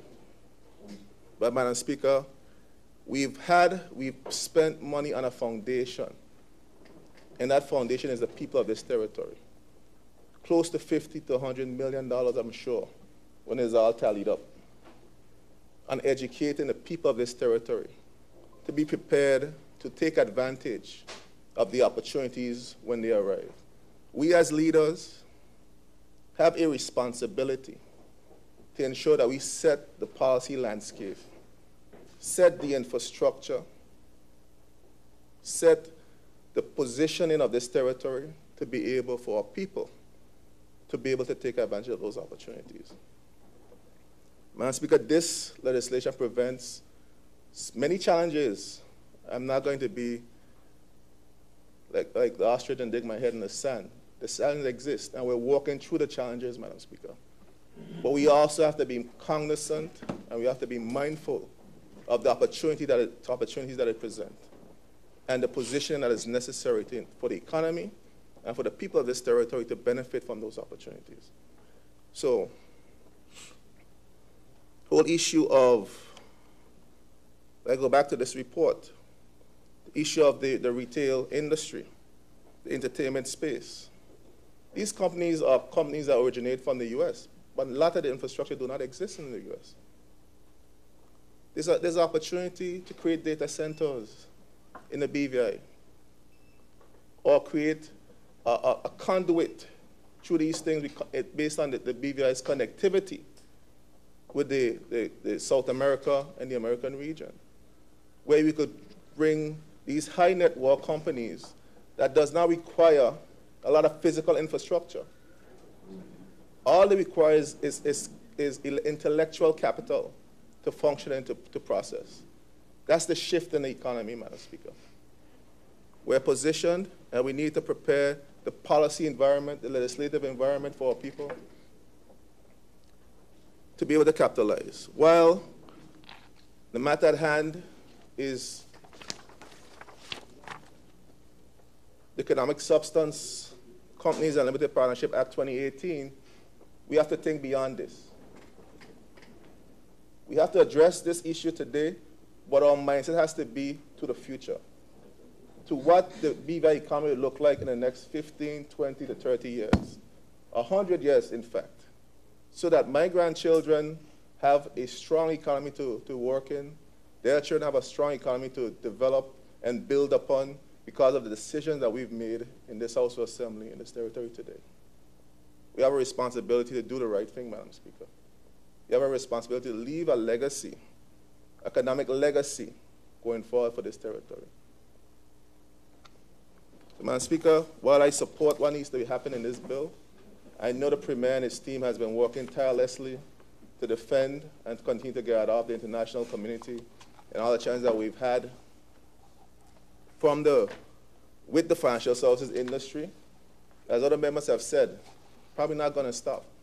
It's going to be a continuous attempt to go after the resources that they deem are their resources, their tax resources. And it's an emotional argument. And when you look at the substance, it's not there. But at the end of the day, we operate in a global space. And we have to continue to do our part to protect our industry, to ensure that we continue to be above reproach, a substance-based economy that adheres to the rule of law and move forward. So, Premier, I know it's been a difficult time for you, Premier, and I commend you, sir, for the work that you have done and you continue to do to protect this territory and the people of this territory. I think you need to be commended. I know it's stressful, but I know the efforts that you put into this, and I want to publicly acknowledge you for your efforts. But, Madam Speaker, we have to pass this legislation. I support this legislation, but I want to implore us, all of us, while we're having a public conversation on what this means to us, what it means to the people of this territory, we also need to have the other conversation on where we're going. The conversation about solutions, the conversation about the way forward for the people of this country, the conversation about what will the BVI economy look like in the next 10 to 15, 20, 50, 100 years. Those are the conversations that I most importantly want to be a part of, because it's about a conversation about the future of this country. Because, yes, we need to know about our past and we need to acknowledge the concerns that we have now. We have to move forward. We have to move forward. And that discussion has to happen now. So I invite the conversations, I'm a member for the third, when you're having those conversations, I'll ask you to add those other conversations. I'll join you. About the future. Conversation about the future of this country, the future of this country's economy. I join you that way. I'll join you in the conversation.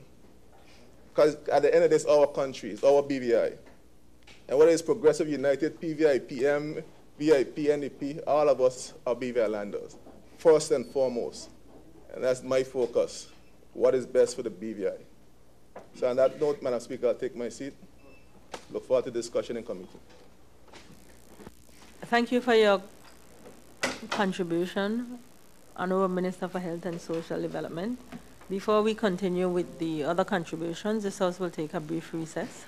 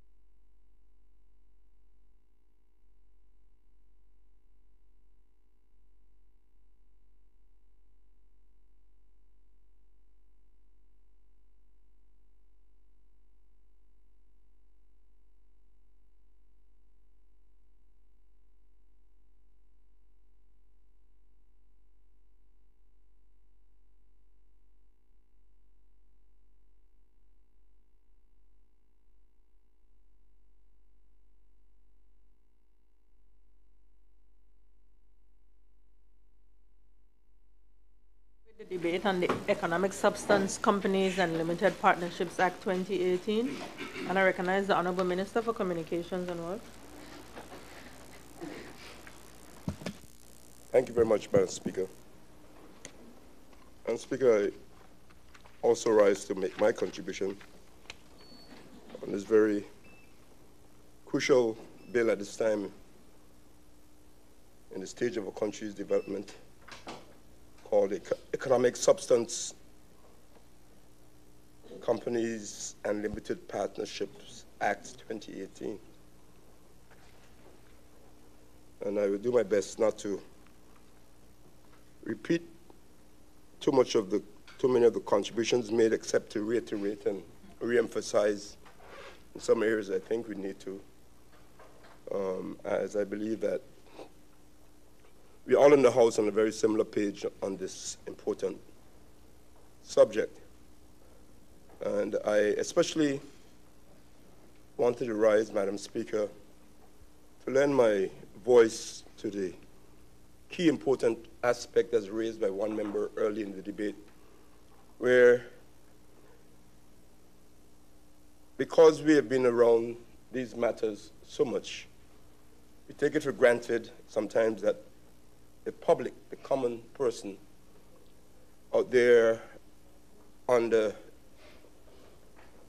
understand what we are trying to discuss and achieve, and the implications, Madam Speaker, and the impact of what these discussions would have on each of our ordinary lives as we grow and develop, as we as a people want to find ways and means to be able to survive, to be able to help to educate our children, pay for their education, send them to college, help to make sure they have a job, and that they, as they grow up in life, can take on their own families and develop with a good standard of living and not go backwards. I think each of us as a parent want to see our children do better than we did and improve better than we did. So we provide as best as possible education and the support systems that our children and their children can be better off in life. That is a fundamental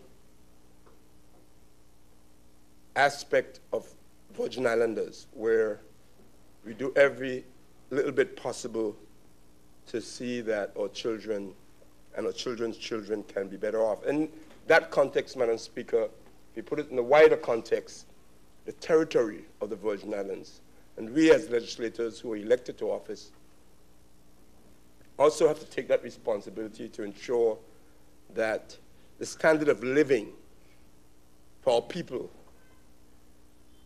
improves as we go along, or we would not have served our people well. So when we look back 10, 15, 20 years ago, and we see that there's been progress in the territory, we feel good that we have been able to help to represent our people to improve their standard of lives their standard of living. And as we move to the next stage, Madam Speaker, where yes, there will always be challenges. Those who have gone on before us in the 50s and 60s and 70s who fought to help us to govern ourselves, fought to make sure that we were in some control of our destiny and in our lives, did not do it without challenges. And in the 80s and 90s, when this financial services business in the early 80s started out, it started out with challenges, I'm sure. And ever since then, we continuously meet challenges as we try to survive in our services business in the territory. And one important aspect of that services business, Madam Speaker, is obviously our financial services that clearly we clearly see the financial benefits, especially through the government's revenue and through other economic activity in the territory that lends to a gross domestic product. In other words, it lends to the economic activity in the territory, Madam Speaker. So as we meet these challenges and as we try to address them as we are doing today in the Economic Substance Companies and Limited Partnership Act 2018, we are cognizant of the fact that what we do or what we may not do will and can have an adverse effect or a positive effect on our people and on our people's standard of living and on our people's opportunities to have a better standard of living. So we are all very concerned, we are all very cautious, we are all very ardent in ensuring that we pay attention to this bill and do our best, hoping,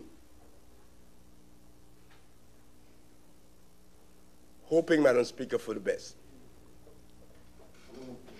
As one good commentator, bless his soul, would say on radio, hope for the best, get ready for the worst, and accept what God sends.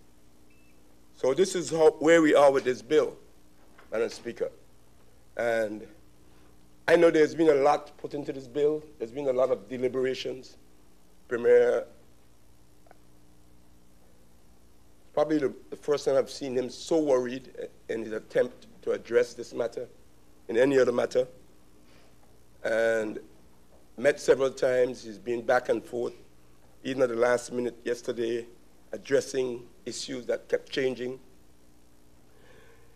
And we want to make sure that we all come together and support what we're trying to do here under this bill, Madam Speaker. You hear words like blacklisting. Sometimes we just say that word, and what does it really mean? That the European Union, which is an economic bloc within Europe, would say to us that if we don't do certain things about our financial services business, that we would be blacklisted. Meaning, Madam Speaker, in my thinking, that they will do everything possible to prevent us and prevent especially the companies that are registered in the territory from doing business with them and doing business throughout the world.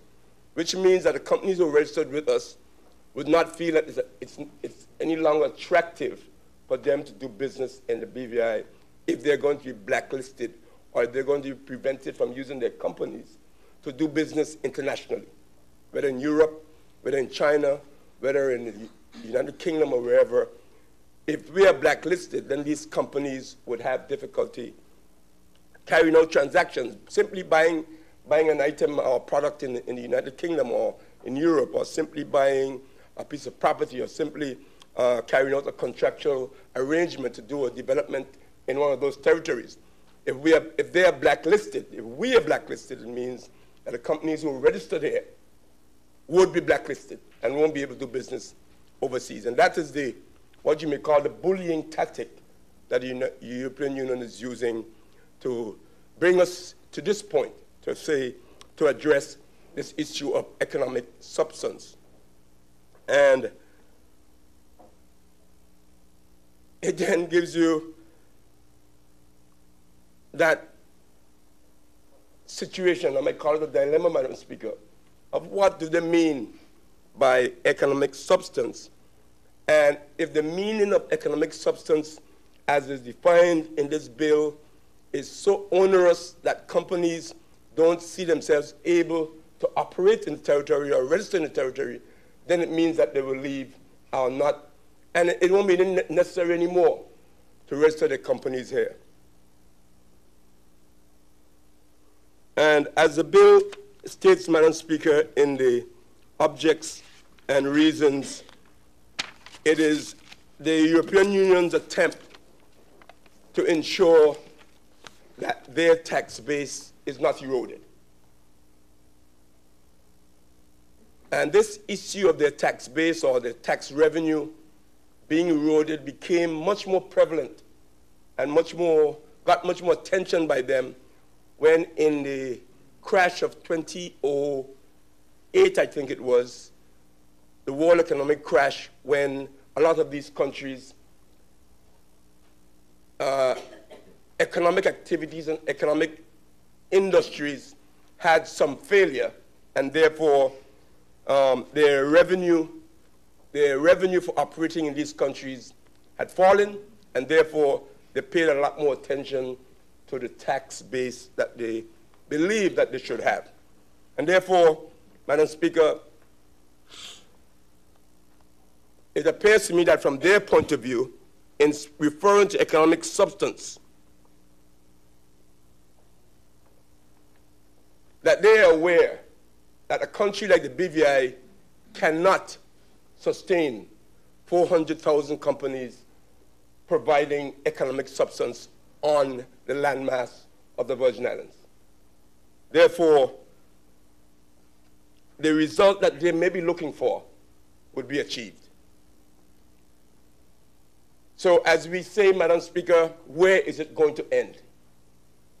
And it behooves us, Madam Speaker, more so to pay a lot more attention into the diversification that we speak about. And we need to pay more attention to the diversification, not just speak about it, but continue to do and make the attempts that the Premier and the government and the territory is seeking to do by finding other ways and other developments in the territory to help to sustain us economically. Madam Speaker. Madam Speaker, the shift to more tourism-based industries is essential. We have the natural, I can use the term even, we have the natural substance in the territory of the Virgin Islands to be able to pay more attention to a tourism-based economy, Madam Speaker.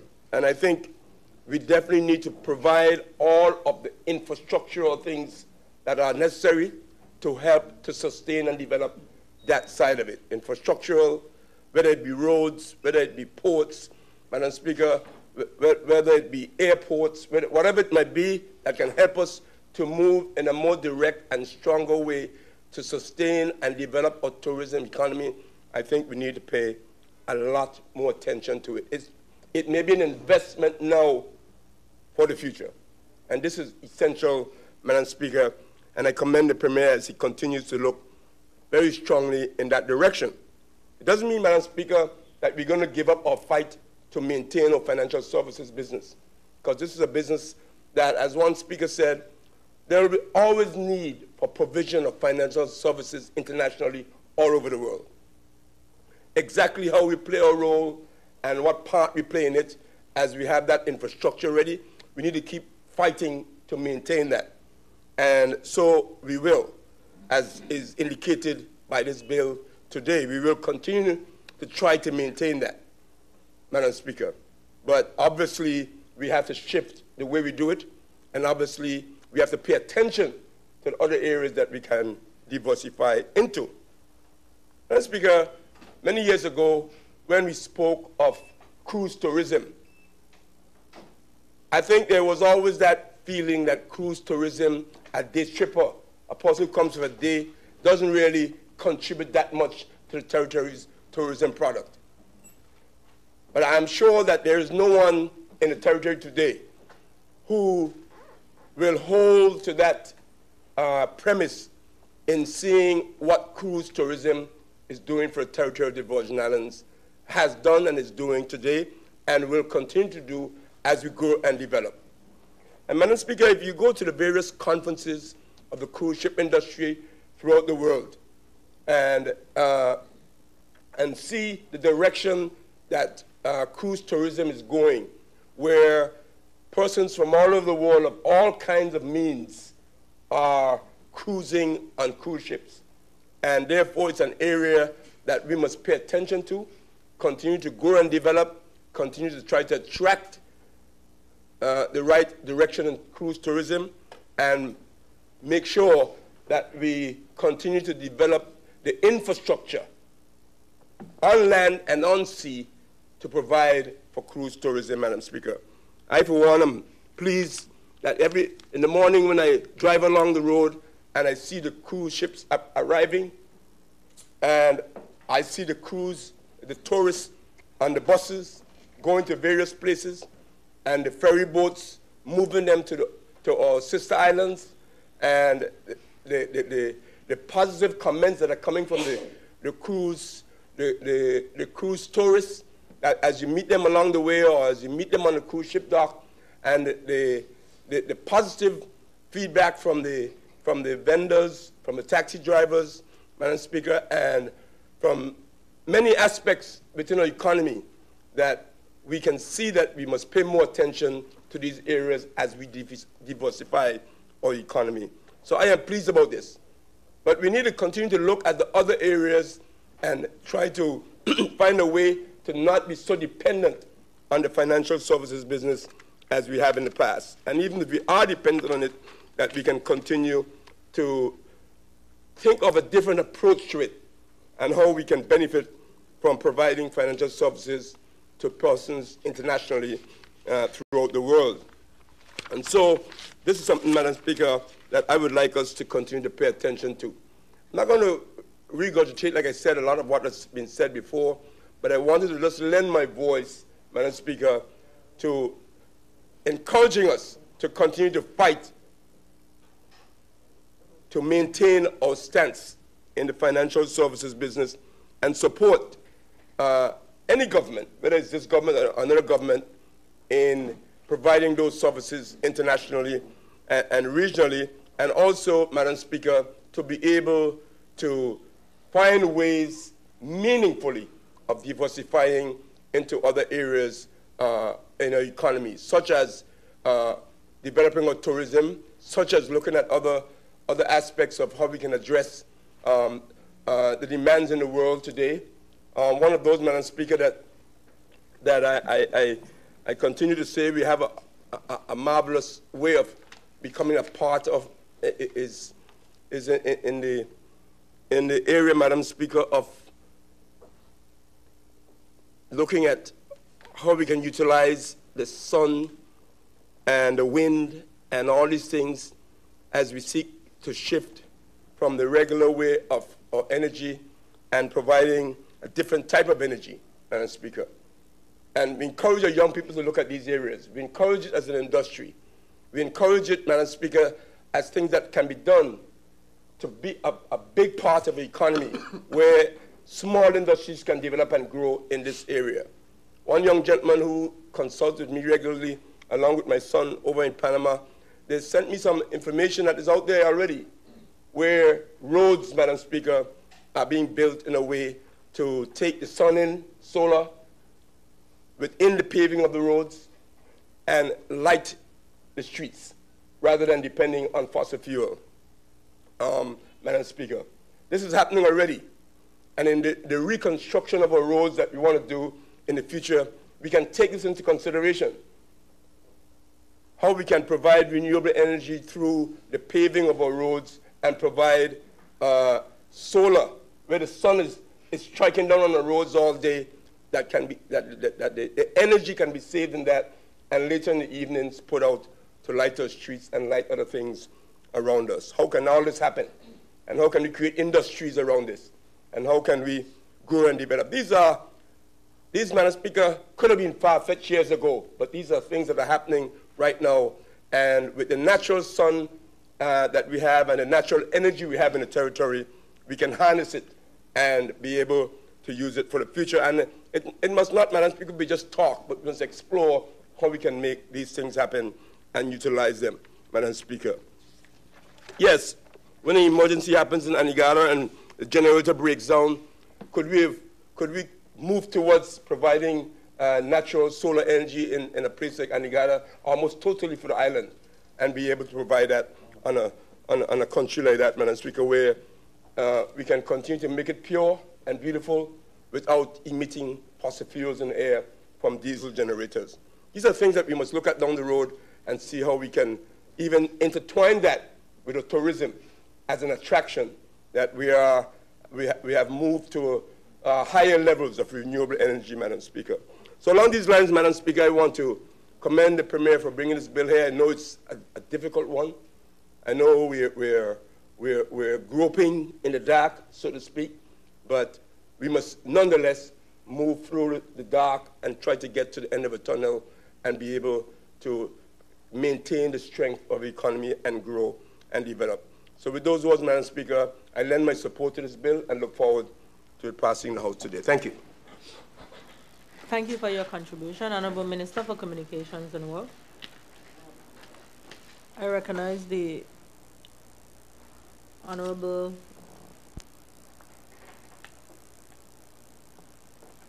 Deputy Premier and Minister for Natural Resources and Labor.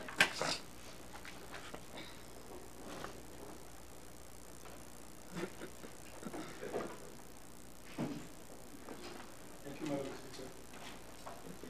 Madam Speaker.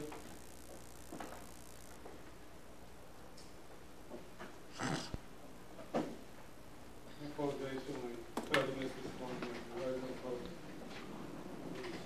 attending a function in our community that was previously scheduled.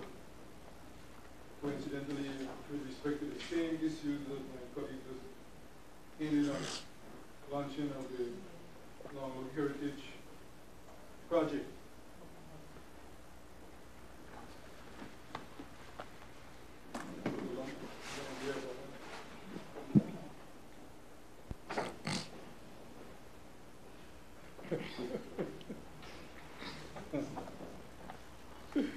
Yes, Madam Speaker, they just attended the community launch of the Long Heritage Project, which is intended to tell the story of the Northern Ireland free people and to encourage the very issue that my colleague was just speaking about, another part of the attraction and the product offering that the cruise ship passengers will entertain. So my apologies for arriving late. But Madam Speaker, in my contribution, I would like to say that the bill has my support. I mean, we've been through this bill in the cabinet. We've been through the bill with the attorney that was hired to draft the legislation and the consultant that was brought along with him to help to put in perspective for us what it is we're up against with respect to this piece of legislation. And there are some harsh realities that are affixed to this piece of legislation. And whether we like it or not, as the young people are prone to say nowadays, it is what it is. And we've been told in no uncertain term by the European Union and the Organization for Economic Cooperation and Development that this is the new global standard, as my honorable colleague from the 8th District, Minister for Health, was pointing out, the new global standard. I think it's also important, Madam Speaker, to just say that this is not a piece of legislation that is affecting those of us in the Caribbean only. It is a piece of legislation that is being applied to all financial centers, offshore financial centers. Happens to be that those of us in the Caribbean are on the forefront, but it also includes the Crown dependencies, it includes the Channel Islands, and other countries throughout the world that are involved in this business. My honorable colleague, at-large colleague, have often talked about the taxman's dollars, and he coming for it.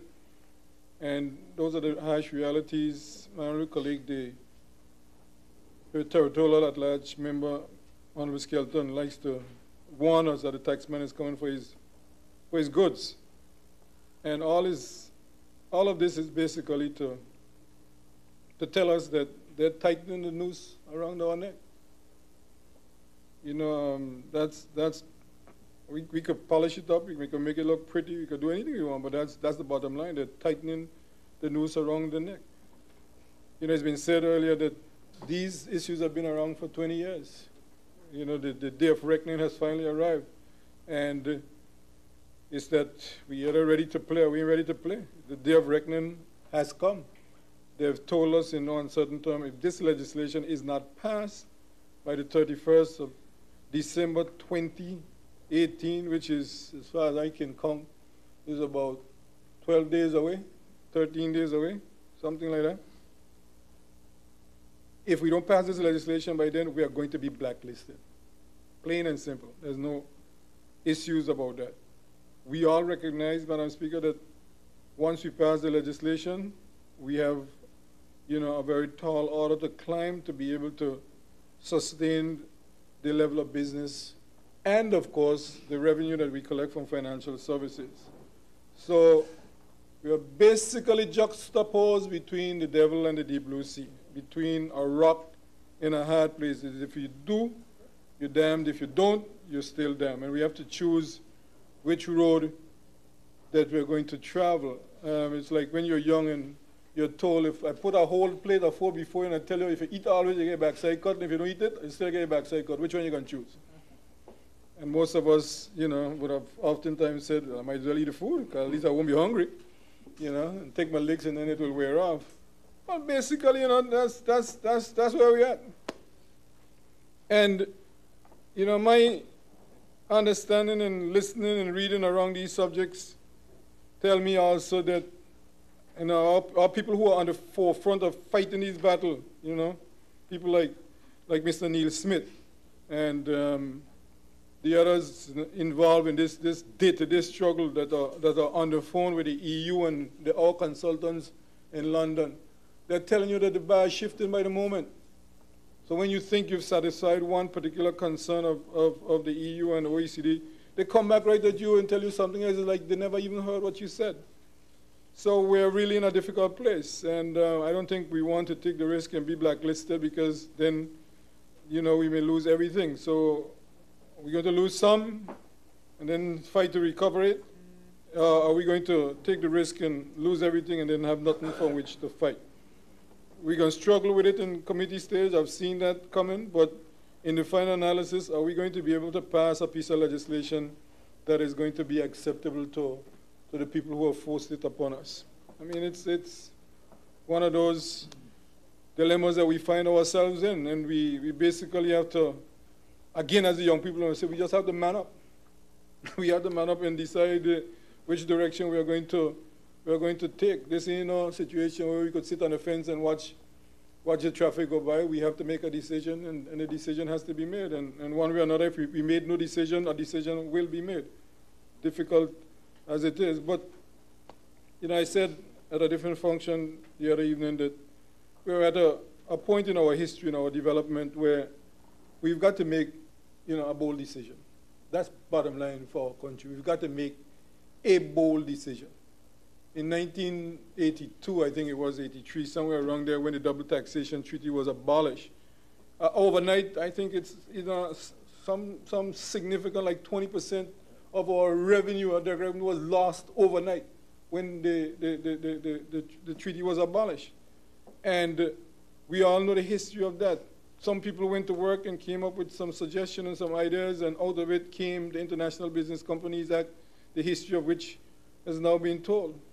We go back to the 60s when, you know, a decision was taken to petition the UK government to let us use the US dollar as legal tender instead of having to do the pounds and shilling. I mean, whether the overarching purpose at that time was to see into the future, it was just to facilitate, you know, commerce between the US and British Virgin Islands. The point is that decision that was taken was a very bold decision. It has led to the economy that we have today. I don't think anybody can argue against, you know, the positive effects that they have had. In 1967, we petitioned the British government to have ministerial government. And then in 1978, we just celebrated the 40th anniversary of the the coming out of grant and aid and us being given the portfolio of finance 40 years ago. It was a decision by the leaders of it to petition the UK government to say, we are mature enough, we can handle our own affairs, give us the Ministry of Finance. And so we find ourselves in that position right now, Madam Speaker. We've got to make a bold decision. We may not necessarily understand the implications of the decision all in all, but we've got to make a bold decision which direction we go. The financial services is under threat. It will continue to be under threat. It has served us well, and I can't finish my, contribution without quoting from one of my favorite little books, Spencer Johnson's book, Who Stole My Cheese? I mean, we all know the story very well. One little mice decided to complain, oh, take my cheese. I mean, he gave me no cheese. The next one say, then they stop there. When all them turn them back, I go around a little corner looking for new cheese. And every time them, try to catch up with it, he go around a corner and he keep looking until he finds so much cheese that he nearly gets sick eating the cheese. And so we got to look for new cheese. We've got to look for new cheese and just keep pressing on to find where the cheese is. The cheese is out there. And I think all of us have, suggestions and ideas that are available. But I also know that there are some young British Virgin Islanders, some brilliant young minds in this country who are willing and ready and able to help, turn this economy around if only given the opportunity to let their ideas be heard. So we've got to seek for where the ideas are. Nobody has a patent on ideas, and it doesn't matter where an idea comes from. A good idea is a good idea. It doesn't matter where it comes from. And that is the approach we've got to take. I'm an eternal optimist.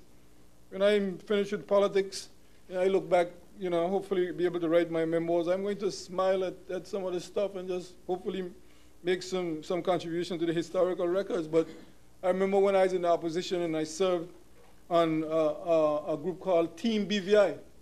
On the opposition, there was this group called Team BVI, and we worked diligently as a country, despite whatever political differences we had, to help to ensure that we were marketing the financial services of this country, and it has paid dividends. We're at the stage now we need to put our collective energies together, our collective minds together, and say, this is what we want for our country. From where I sit, renewable energy beckons onto us for the brightness of our future. It is so bright that it is going to blind us if we don't put on dark shades. But it is for us to reach out to where the ideas are and just make it happen. The bill, there's nothing in this bill that we are going to change substantially that is going to satisfy.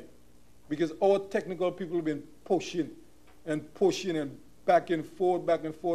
The attorney who drafted the legislation has been back and forth. Our experts in London who are working with us have been back and forth. The Premier doesn't sleep back and forth, because they're trying to find some kind of common ground that will satisfy the EU and the OECD on this matter. But they're not yielding.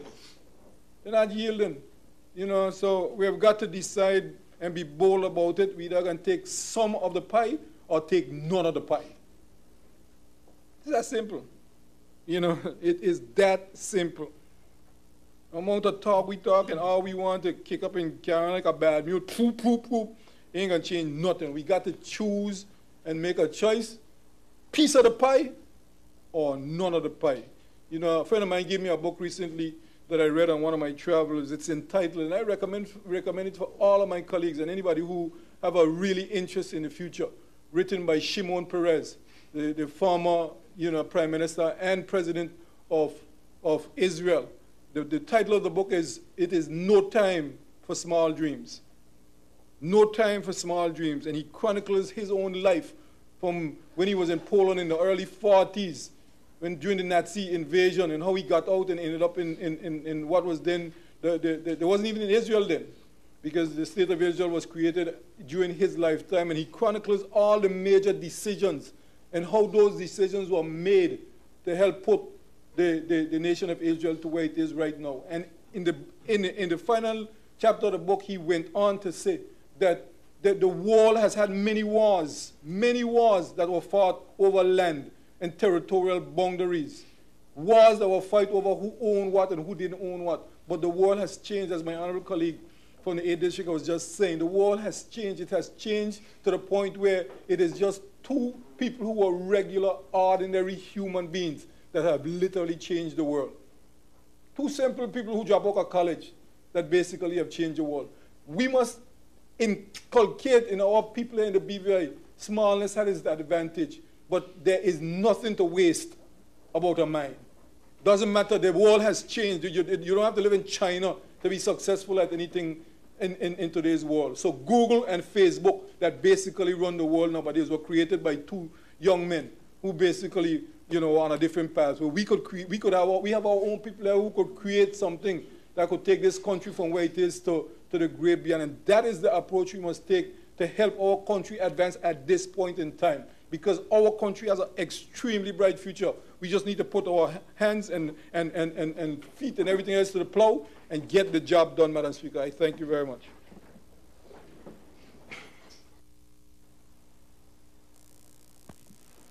Thank you for your contribution, Honorable Deputy Premier and Minister for Natural Resources and Labor. I recognize the Honorable Minister for Education and Culture. Thank you very much, Madam Speaker.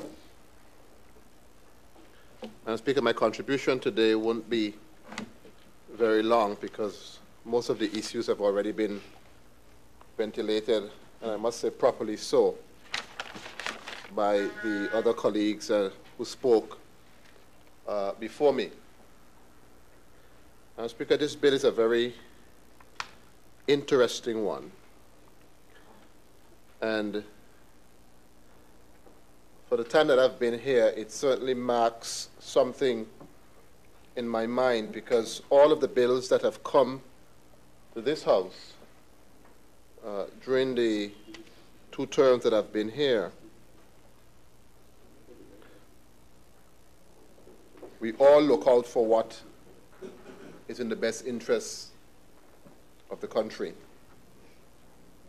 And even when we get into committee stage on the bills, we have very long deliberations and discussions on the bills, making sure, of course, that we always get what is best for our country and for our people. This bill is different. Because if we had a choice, none of us would be standing up to support the bill. Because the reality is that this is a bill that we're passing that at least in the short term will hurt the country. But it's one that we cannot afford not to do. And it brings full circle the whole issues of geopolitics and world dominance and so forth, full circle for us. Because now we're here passing a bill that if we don't pass it, we're going to be blacklisted. It's a money bill because the impetus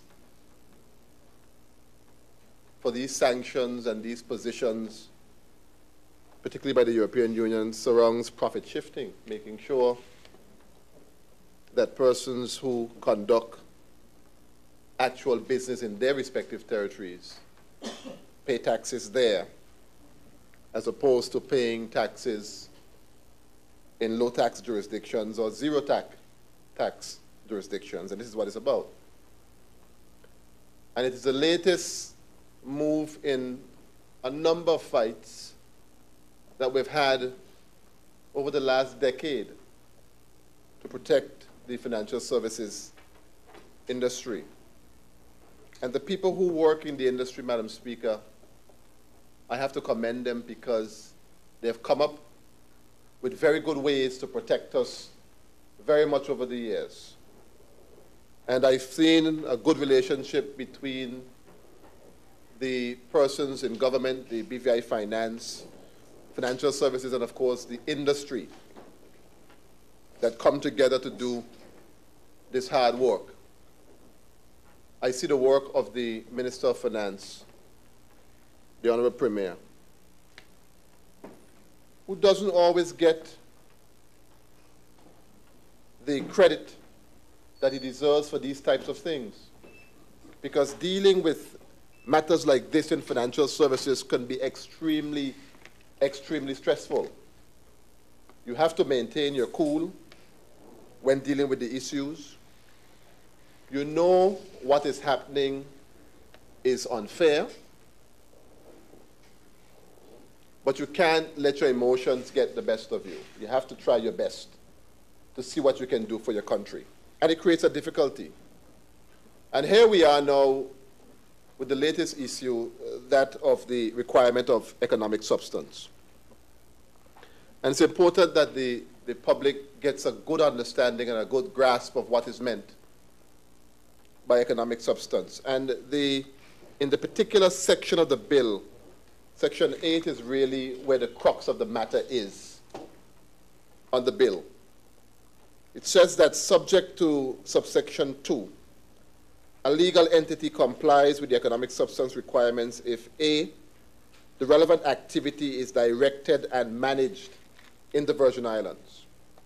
B, having regard to the nature and scale of the relevant activity, there are adequate number of suitably qualified employees in relation to that activity who are physically present in the Virgin Islands, whether or not employed by the relevant legal entity or by another entity, and whether on temporary or long-term contracts.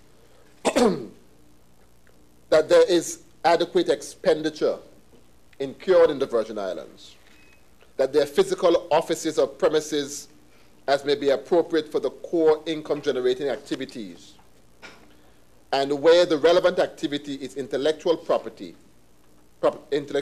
business, and requires the use of specific equipment, that the equipment is located in the Virgin Islands. That's the crux of what the bill is saying. That's the crux of what is meant by economic substance. That they're saying that those companies that we have, that we form to facilitate cross-border transactions, that those companies should physically set up shop in the Virgin Islands. That they have their locks, the building is here, most of the employees are here, most of the money is generated in the territory. And we all know, Madam Speaker, that between now and the 31st of December, that is near to impossible. We also know that it's going to take a decade or more for us to be able to do that as well.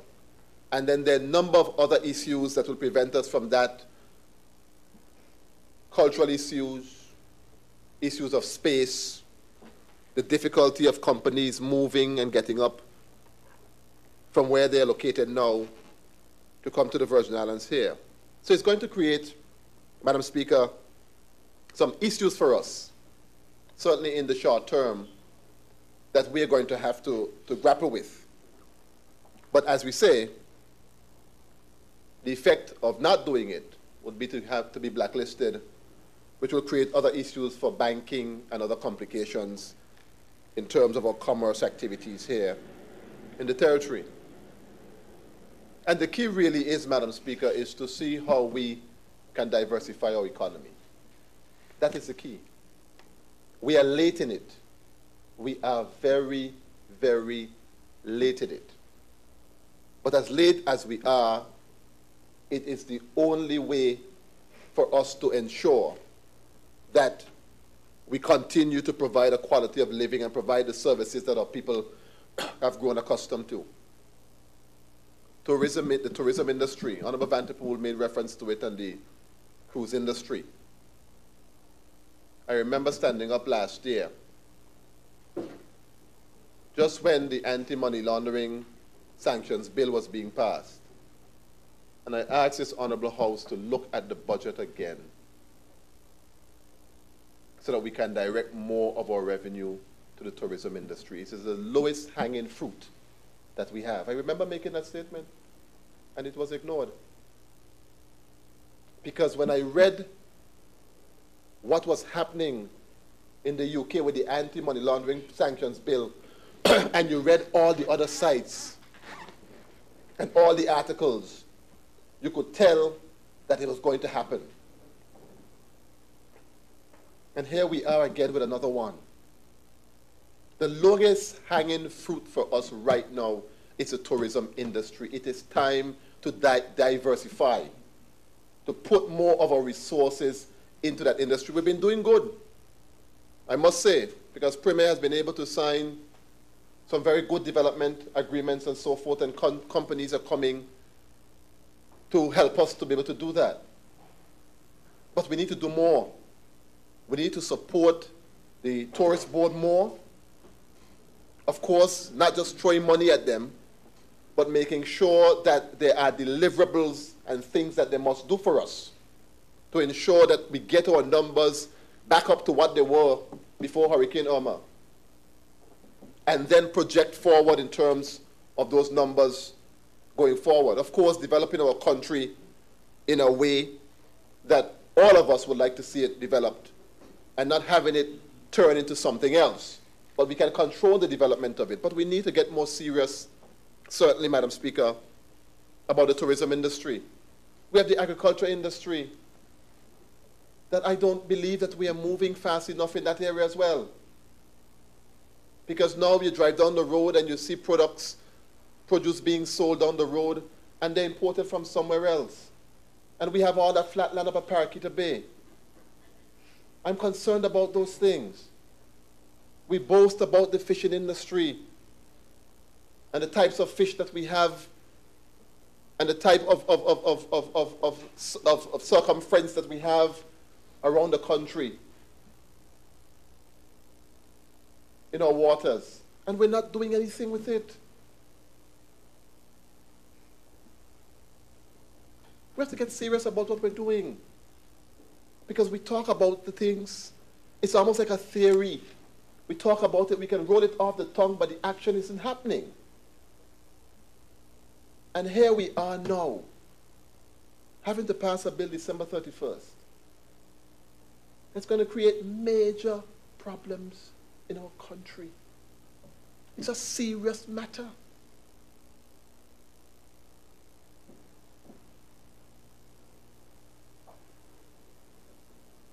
And whatever we have to do as elected officials, whatever we have to do, we have to make sure that we get our people's minds ready for what is going to happen. Because the reality is we're going to have job loss. We're going to have job losses. And we have to now find a way to transition those persons who will be vulnerable persons in the financial services industry to be able to retool and reskill and get into other industries, Madam Speaker. But again, the tourism industry is the lowest hanging fruit for us in the country. All is not lost. It is not lost at all. And I'm very pleased with the presentation that was made by the member for the 8th District, the Minister of Health, in terms of the different opportunities that are there that are available to us because of technology. But again, it comes with investments. Investments in education, particularly in education, to make sure that we are exposing our young people to things that will help to advance their lives and advance the country. Look at the young man, for instance, Chad Letcham, who was able to come up with that bit of technology. The same way Israel is known for startup companies, we can be known for them too, but we got some work to do. We got to make sure the internet connections and so forth and the speed and so forth is much better than what it is. I can sit here, I can stand here and belabor the points of different things we can do. But the bill in and of itself, even though, yes, it creates immediate issues, it's also a clarion call to us to get on and do some real work. Stop talking about the thing them and get them do, because they can be done.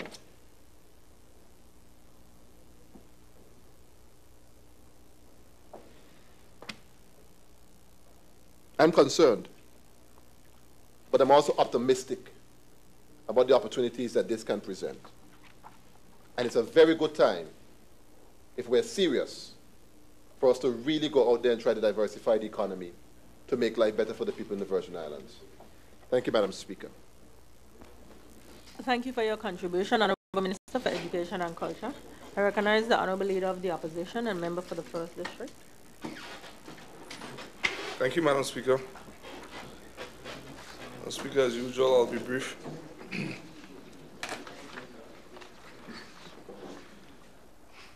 Madam Speaker, as I rise to speak on this act, I want to state that the act has my full support because for the betterment of our language, as we heard before, it's one of those situations, damn if you do, damn if you don't, and damn if you don't intend to do, and damn if you intend to do. Because, Madam Speaker, the truth of the matter is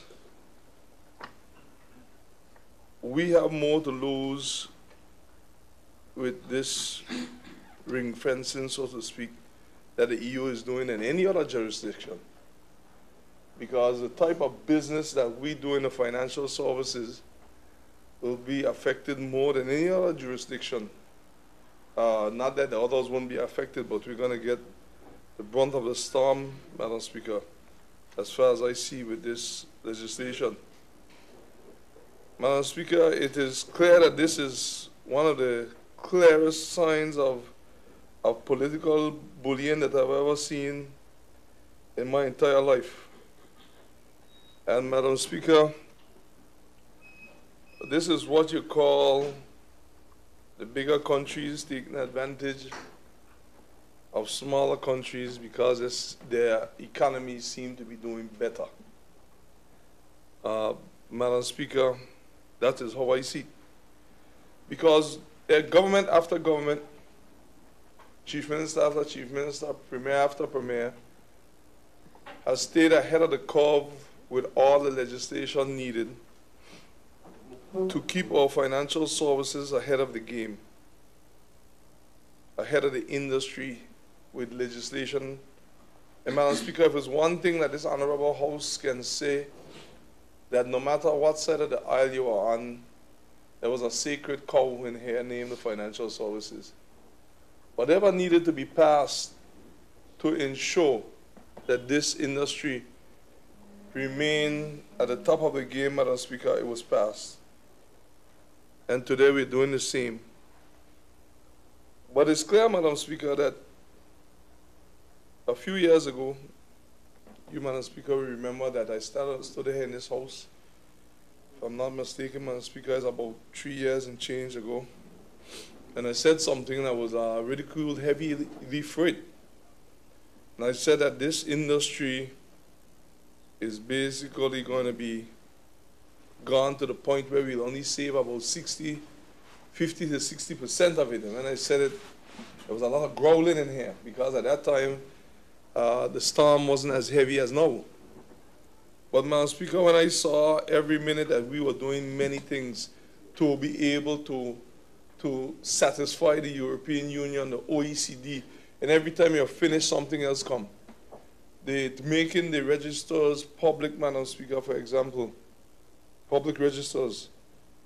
Madam Speaker, I thought that was a little insensitive how it was done, given that we had just put in the bar system and spent millions of dollars for the bar system to go in where they could have gone and checked to see who owned what, if it's an investigation, rather than anybody just freely be able to go and look into companies and whatever investigation agency around the world could have done that. The UK could have done it, everybody could have done it. And as soon as we were finished, we're not even finished, the bar system is up and running, but not 100% yet because it still was, you know, in the initial stages of getting going. And as soon as we got to that point, come the public registers. And Madam Speaker, I couldn't understand it. And everything that they were asking for the public, in the side of the public registers, was already provided for in the bar system. And I always felt they needed to give us our monies back because I was like sending us on a road to do something that we thought would allow us to be transparent. And then when you look, before it is finished good, you ask for something else. The truth of the matter, Madam Speaker, if I look at it in a layman term, is that most of the economies in the world are suffering, looking for money. So those big countries now looking for money, so they're trying to see whatever companies they have abroad, wherever their money is supposed to be, that they say is hiding, that they want to get it back home, because everybody is strapped for cash. And the demands in every country is high, with low resources in terms of the money. So, Madam Speaker, now we reach here to the Economic Substance Bill. And this has been rumored for quite a while, and it is here today. And, Madam Speaker, like we were told before, and I must reiterate it, that they want the companies not just registered here, but physically have an offices and operating here, and this has to be passed by December 31st. And that's amazing, because there's no way with the number of companies we have registered here that all of them could have an office here by December 31st. The banks will be able to sustain, but just initially, because they're here. And when they're sustaining, they won't sustain too long, because with all the other business around them crumbling, it will have an effect on them also. But the pressures of this, Madam Speaker, when it's implemented finally, if it is implemented, because we must make it clear to the people of the territory that this legislation, if you don't pass it, as we stated before, we'll be blacklisted.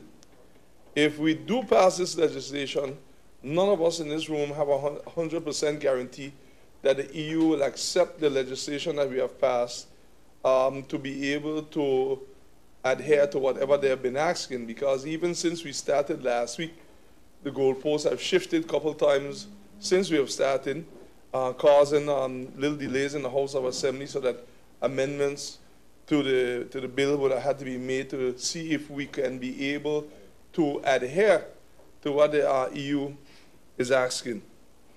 So, Madam Speaker, we have no guarantee when this is passed, even with the amendments, that the EU will say, well, all right, we accept it fully and you will not be blacklisted.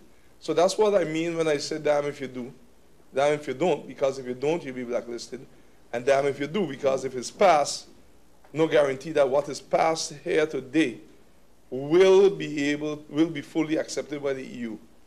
Madam Speaker, that's a moving target. But we are where we are, but it's a moving target. And it is clear that their intent is to cripple that section of our economy, to say it as blunt as could be.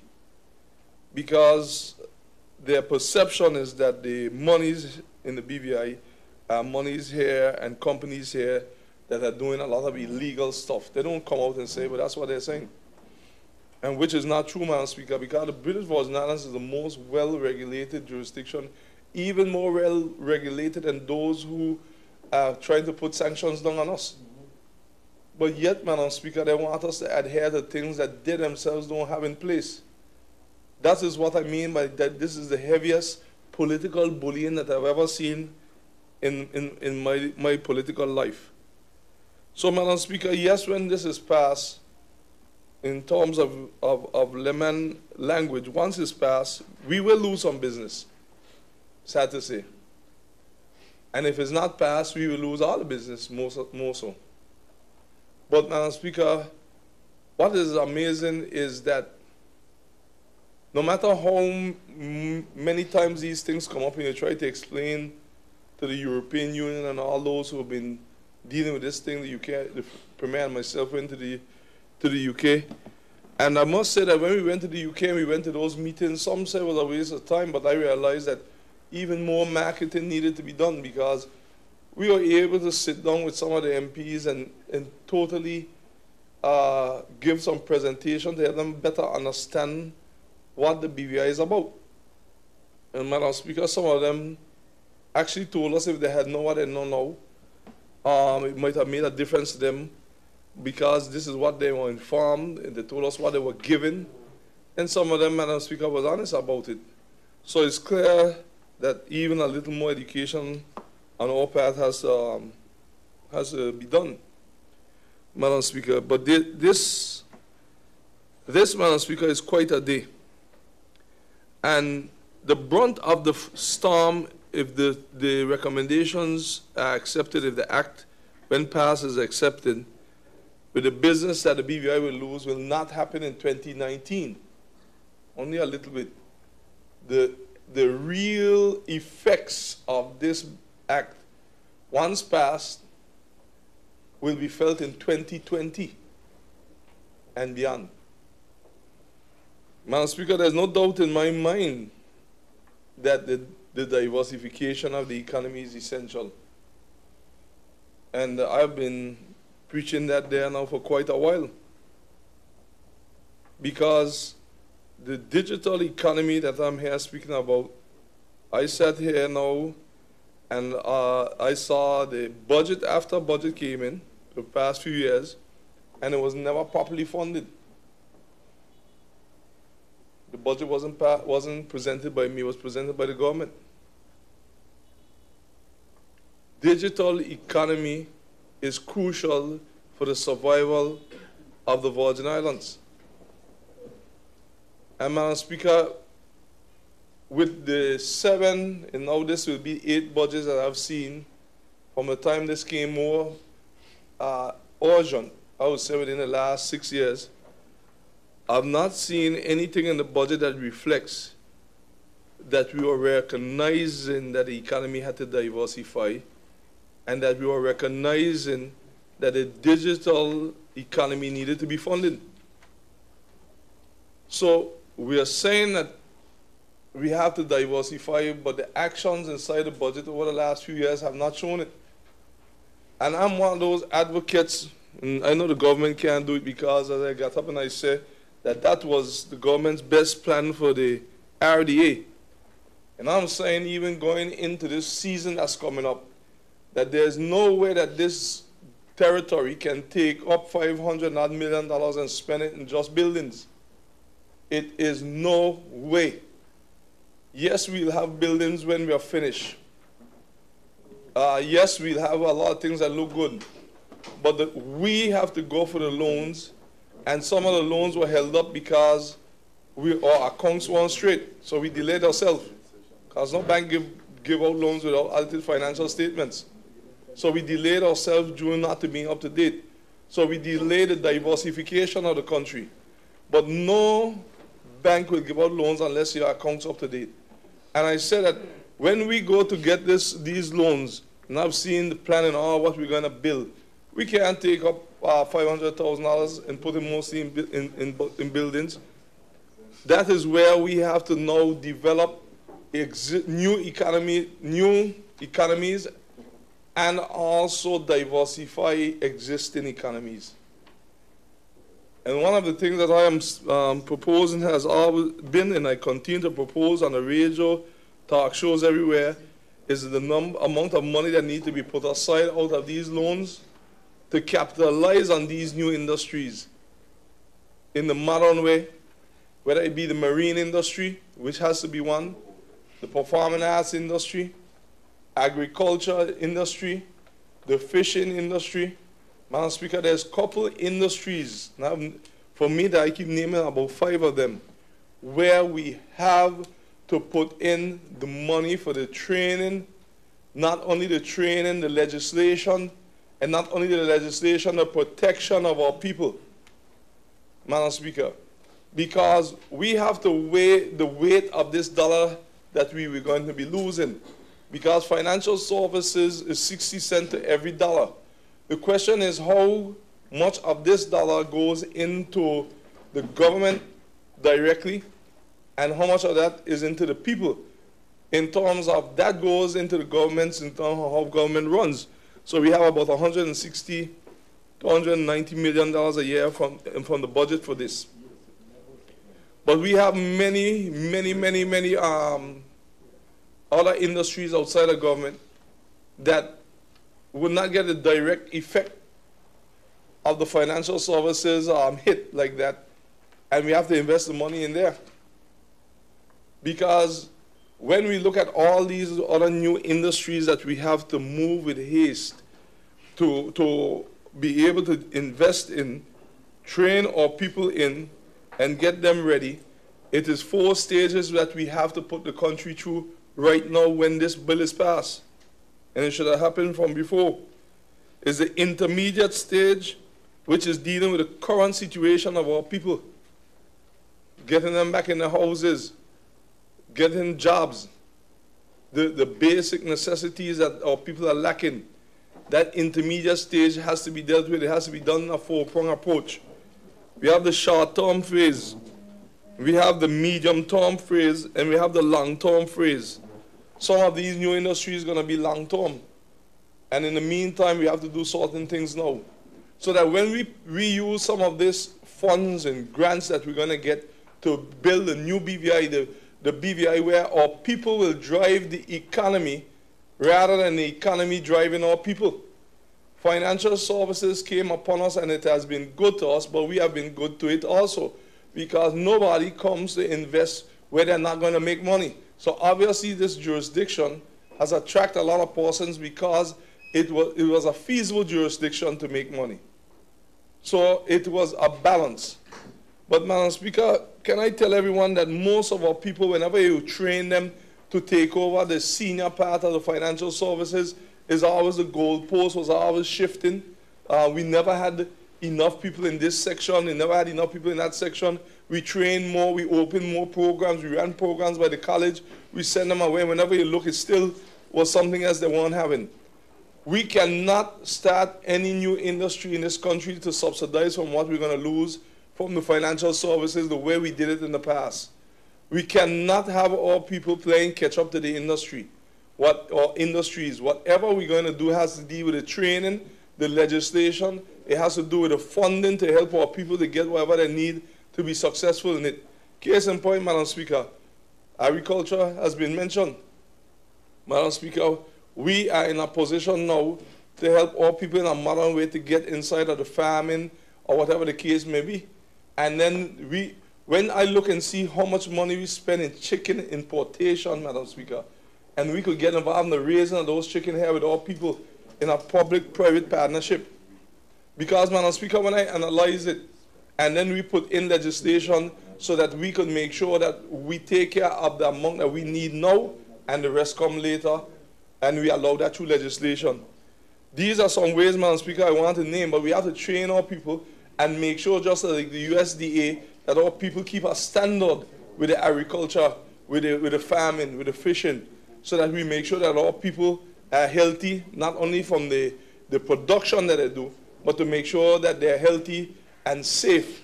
Because now you see every minute something is being called off the shelf, that something went wrong. So we have to have the checks and balances, although we're going to do it in a modern way to help our people. And these is areas now that are going to take some funding to do. And we have to take these funding from these loans that we're going to do and put them into this area. Take out 100 million or 150. I don't want to call it an abstract number, but the 5 industries, and this is something, Madam Speaker, that I'm telling you, under a new government, if it is the one that the people allow me to lead, will do. Whether it be digitalized, it's going to be digitalization. We cannot go without it. I am appalled that that wasn't funded over the last 6 years. 6 budgets. The money for it even couldn't buy a S10. And Madam Speaker, when we look at these things now, here we are faced with a legislation that's going to be put into place and have to be put into place that we know that we're going to lose revenue. We know that people are going to lose their jobs. And I cannot, Madam Speaker, with no disrespect at all to the government, listen to any of them tell me that they're going to carry us to the promised land. Because they were here, Madam Speaker, they looked over, they saw the promised land was there, they didn't fund it. They kept us in the wilderness and now telling us they're going to carry us to the promised land. It cannot work.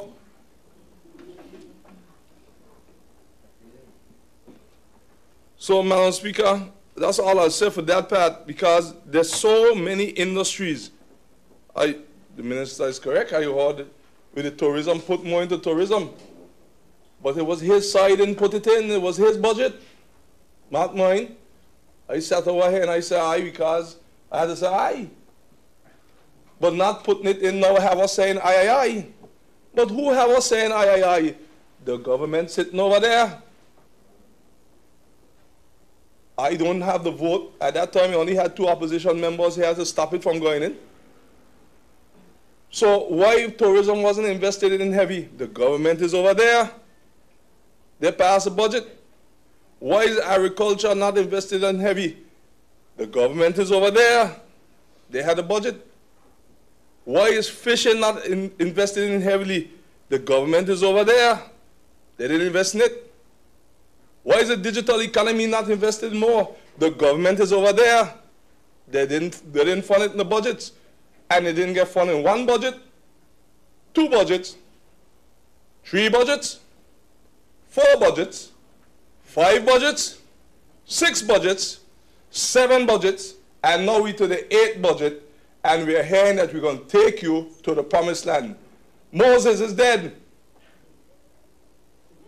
It's time for Caleb and Joshua. And Madam Speaker, this is how our people are going to get us out of this here. And that's not disrespect. I love the government, but the facts will show, Madam Speaker. Just open the budget and see if you see any funding for all these things. Look for them. Look for them. Don't take my word. Take them up. Look for them. I've heard a member for the 8th come in here, man filled with ideas and the digital economy. I'm going to tell you it was his. But he sat down there and he cried like a baby there, and he said, I just can't get the funding. Well, if he cannot get the funding while he's in the government, when he'll get it in the opposition? So let us relieve them since they can't get it done and help the people. Because what's going to come about is real. People are going to lose their jobs, so we need now to do a few things. Put a freeze on the hiring of government and start to set up some other units and shift people around according to their strengths and the need. We got to start to put leadership in place because it is coming. After this is passed, after 2019 to 2020, what is coming is coming. This financial services, all we're doing is shifting the furniture from left to right, but it's time for us to build some new houses, economic houses. And the ones that we have, let us do some renovation. Let us find where our strengths are and remodel, restructure the house. I like to watch HGTV, Madam Speaker. Anytime you live with a woman, you're not watching it, right? And especially when they look and they see they have a house and they buy a new thing at all. I forget what that episode name. And all they do is take what's there already and fix it up. And when you look, they restructure it. But to get it done, the people who own the house ain't the one who do it, you know. They had to call in the experts. So this election, they have to call in the experts. Because who is here can't fix the house. It is clear. If we had to fix the house, when this is passed today, we will be saying, thank God we had looked ahead. And we did A, and we did B, and we did C. But when we pass this today, which for me I have my full support, when we pass this today, all we could say is we need to, we have to, we must do this now for our people. But they had 7 budgets to do it. So, Madam Speaker, I just want to give people the reality of what we are up against. And sometimes, Madam Speaker, it isn't that all of them over there, my friends, they're not bad people. But, Madam Speaker, just like a softball game, sometimes a pitcher could be pitching good, they pitch good. But they were up 7 runs in the last inning, and a couple runs batting all the time. So before we lose the game, we have to relieve the pitcher, bring in a fresh pitcher that could get a last man out before the whole ball game get lost. So, Madam Speaker, I stand here today full full support of this bill, this act. But I want our people to know that the only way that we could get this dealt with is to start to move into new areas and have them funded properly. And I want them to know, Madam Speaker, that we have the plan. And I am dedicated, Madam Speaker, with this plan to move this country in one direction, which is forward. Thank you, Madam Speaker. Of the opposition and member for the 1st District. Honorable members, we'll now recess for lunch. It's 2:03. We'll recess until 3:15. This House will now recess until 3:15.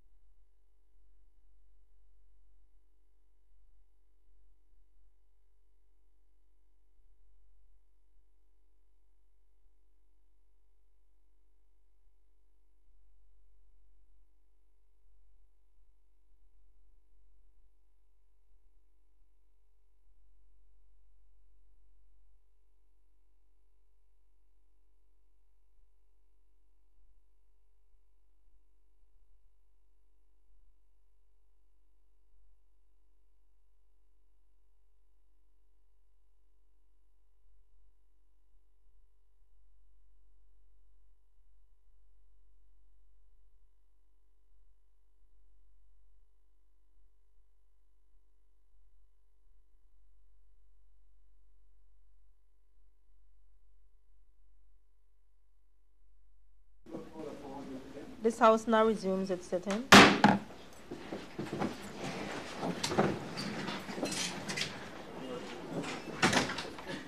Honourable members, we're continuing with the debate on the Economic Substance Companies and Limited Partnerships Act 2018. Are there any more contributions to the debate? I recognize the Honourable Member for the 2nd District. Thank you, Madam Speaker. Madam Speaker, I rise to make my contribution to this debate for the Economic Substance Companies and Limited Partnership Act of 2018. And while I am on my feet, Madam Speaker, I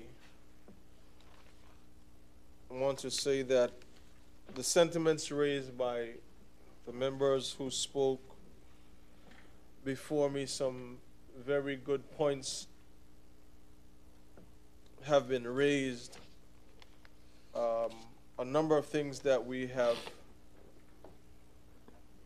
or know should be in place and should have been in place are again being discussed. Bless you, Madam Clerk.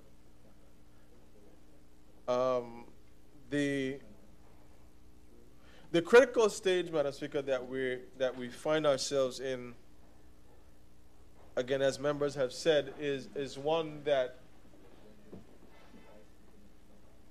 threatens to not only hamper, but I would say to a certain extent threaten to destroy the economic pillar of financial services as we know it here in the Virgin Islands.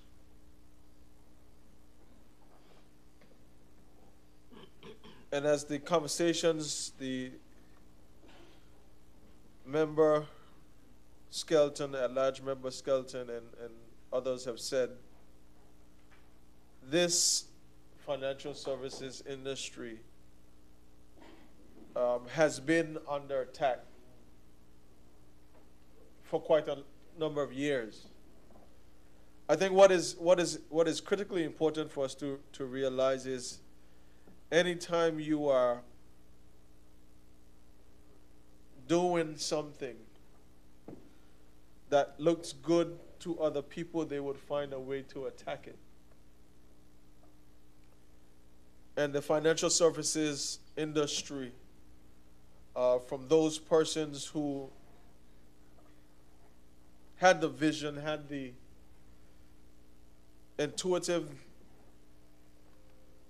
ideas to see it as an economic path for the territory, Madam Speaker, from some 25 to 30 plus years ago. Now we find ourselves so much years later still trying to not just maintain but hold on to this part of our economy that represents about 60 cents to every dollar of the revenues that are earned in this territory. Madam Speaker, the EU blacklisting, together with all the other threats and obligations that are being demanded of us, whether it's from the UK, it's the EU, it's this list and that list. It's important that we note for the public that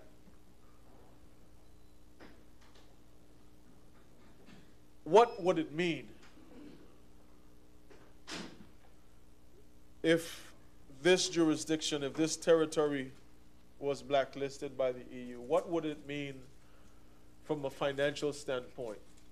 What would be the losses? Because we heard the terms of job losses, and we heard the terms of economic hardships, the possibilities of those things. But Madam Speaker, I think the realities are that there is a sense of urgency and a sense of preparedness that we who are elected to serve the people need to sound the alarm for persons, not for them to be scared, but for them to be prepared for what may come. Because for the 3 short years that I've been here to serve the people, Madam Speaker, there have been attack after attack, and no matter what has been done, no matter what is doing, no matter what works, and consultancies and different avenues we take, the goalpost is shifting and continues to shift. And I don't believe, whether it's the EU or the UK or whomever, I don't think they will stop until they try to bring this area of our industry to a screeching halt. But it's more than us here, Madam Speaker. It's more than this industry. It's more than financial services. It's about the country and us doing what is necessary to safeguard the future for those persons who are employed, the families that they represent, and the children especially, Madam Speaker, that represents the next generation. So while we talk about the impact, Madam Speaker, I think it is our responsibility to put on alert so that we are not left in a position where we are once again reacting to a situation. We have a number of occurrences, especially still after the passage of the hurricanes. Persons are unemployed. Persons are still trying to repair their houses. And here comes this threat for the EU blacklisting, that if we don't put this legislation in place by a certain time, then the worst, we are to prepare for the worst. Madam Speaker, I believe it is our responsibility to let persons know what, to let the general and listening public understand what the financial impact will be. What would be, quote unquote, the cost or the amount of revenues we will potentially lose if we are blacklisted, and even when putting this legislation in place, us maybe not being blacklisted, what would be the cost? What would be the economic impact facing this territory? Because it's okay to say that it's going to impact. Is it okay to say that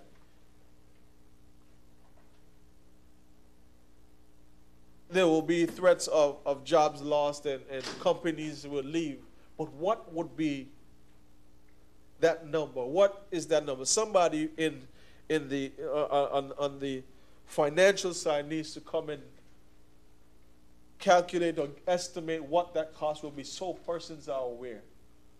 It doesn't make sense just speaking about it vaguely, Madam Speaker, because this is something that is real. This is something that's going to affect each and every one of us. Whether we're in the industry or not, it is going to affect the way we do business. It's going to affect the livelihood. It's going to affect the very way that we live and operate in this territory. And I believe if we're going to do our jobs, Madam Speaker, we must give the information. And I think that's something that has been lacking for far too long. We don't give the full picture so persons can understand and better prepare for what is to come. Madam Speaker, there's also talk about the diversification of the industries. And again, 3 years, 8 years, I'm back home now in this territory, Madam Speaker, almost 14 years. And there's always been talks about we need to diversify our income. But I want to draw our attention, Madam Speaker, to the financial services industry, the tourism industry. They're about the same age when it comes to the history of this territory. They're about that 30, 35 plus year age. And here we are in 2018, carrying on and living off of visions that were cast 35 years ago. Madam Speaker, it is time that a new vision is cast. Because I firmly believe, Madam Speaker, that in order to get where you're going, first you must understand where you came from. But you must know where you want to go and set things and objectives in place to achieve the goals. But we're talking about 30 years. Yes, we have been able to reap the benefits of the amendments. Yes, we've been able to reap the benefits of the changing world and changing economy as it relates to financial services. But we are busy talking, and we have been busy talking about what we think is a good idea, what we think may work or may not work. Madam Speaker, it is time that we put a plan in place, because if you don't have a plan, Madam Speaker, or if you're not committed to the plan, or if you move too slow, then you are ultimately left to fail. Because why people fail? Because they have no plan. They have no commitment to a plan, or they move too slow. 35 years, we're still here talking about diversifying between tourism. Yes, some good things and steps have been made, but are we really serious? Because we have financial services, and we have had financial services in our hand for so many years. And I believe we have become too comfortable. And no new vision has been cast. Because while we talk about fishing, while we talk about the IT infrastructure, while we talk about farming, while we talk about sports tourism and medical tourism, all the other things, Madam Speaker, there is not a prioritized plan. There is not a set plan or ways that we hope to achieve the things that we are talking about. So it just continues, Madam Speaker. And the definition of insanity is continuing to do the same thing and expecting different results. So we are here again. Last year it was put the BOSS system in place. Millions of dollars were spent. Shortly thereafter, there was another attack. On top of that, we had the framework for the agency. That came in place. Short month after that, we had this attack from the blacklisting and the different things. Madam Speaker, we cannot continue to play defense. We cannot continue to just react to what is being said. We have to have a position. I was reading the news, Madam Speaker, and I saw the article where Bermuda took a stance, a united stance, that they were not going to tolerate being bullied. We need to develop what our stance is going to be. What is the outlook of this territory? If we're going to stay in financial services, what else is going to be developed? If we're going to look at infrastructure, if we're going to look at education, if we're going to do things, it can't just be programs, Madam Speaker. It can't just be that we're doing programs and having activities for fanfare. This is a serious time, Madam Speaker. We are in a state of rebuilding this territory. And in order to rebuild this territory, Madam Speaker, there must be a foundation from which we plan to build on. Because what existed and got us to this point, based on everything that we see before us and continues to come against this industry with financial services, Madam Speaker, it is for certain that it will not be able to carry us forward for the next 30 to 40 years. So as leaders, what is going to be our priority? if we're going to focus on education, if we're going to focus on fishing and farming, where are the resources, Madam Speaker? If those are going to be the priority areas, let them be the priority areas, and we move this country in that direction. But we can't speak about doing all these different things, all the different ideas that we know exist, all the changes that we know exist in terms of the way the world stands right now, the way technology is moving, the way the entire economies of scale continue to shift and develop. We cannot still be in a place that we are looking and holding on to the one thing where the rest of the world continues to move ahead.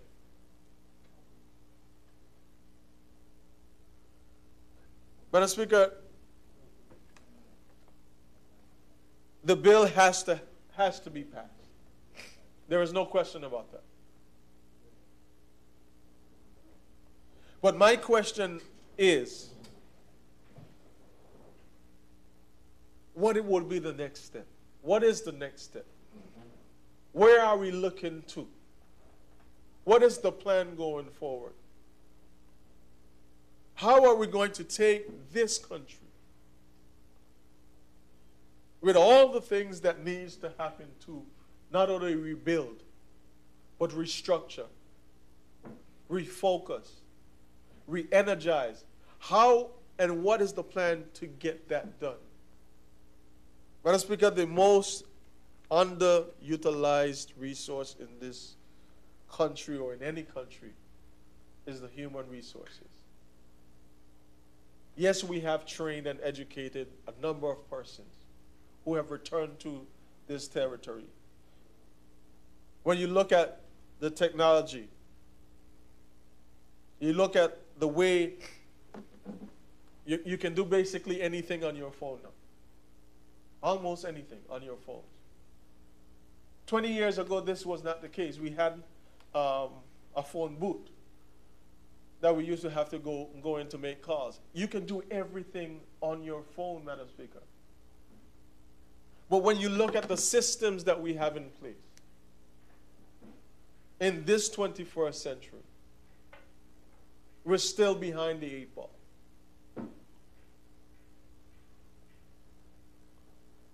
So while we're threatened again by being blacklisted, and Madam Speaker, I will support this bill, obviously with some amendments that need to be made, from the definitions to how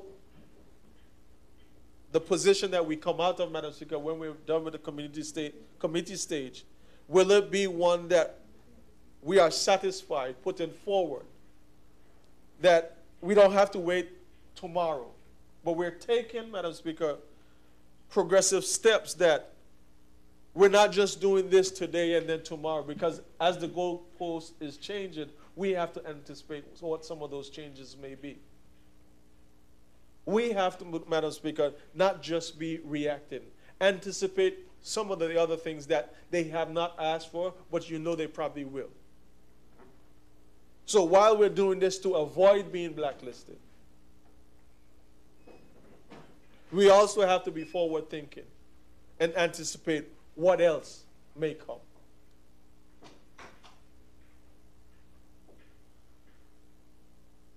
Madam Speaker, we have come a long way, and we still got a long way to go.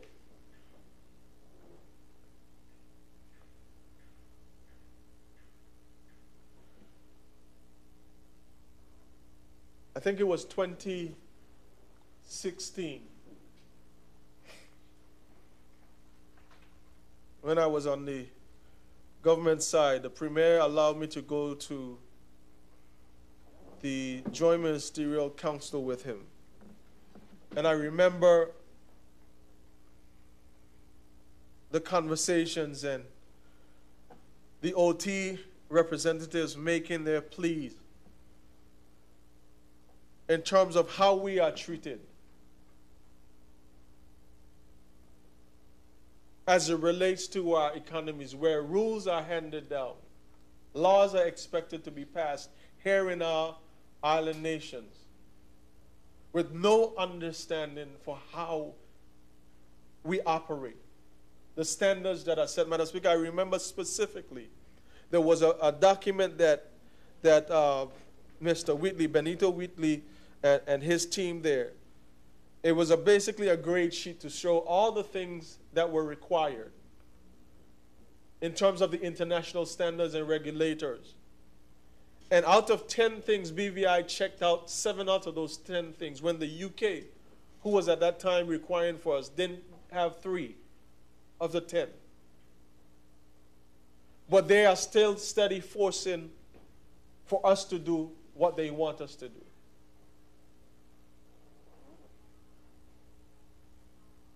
Madam Speaker, the territory of the Virgin Islands is a people that will fight, a people that has this belief that whenever our back is against the wall,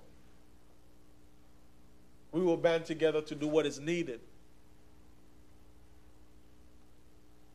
to leave this territory in a better place than we met it.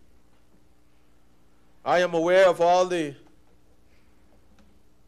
season, Madam Speaker, as it relates to elections on the horizon. I am aware of all the things that will be said, all the promises that will be made. Everybody will be the best. But Madam Speaker, as something as sensitive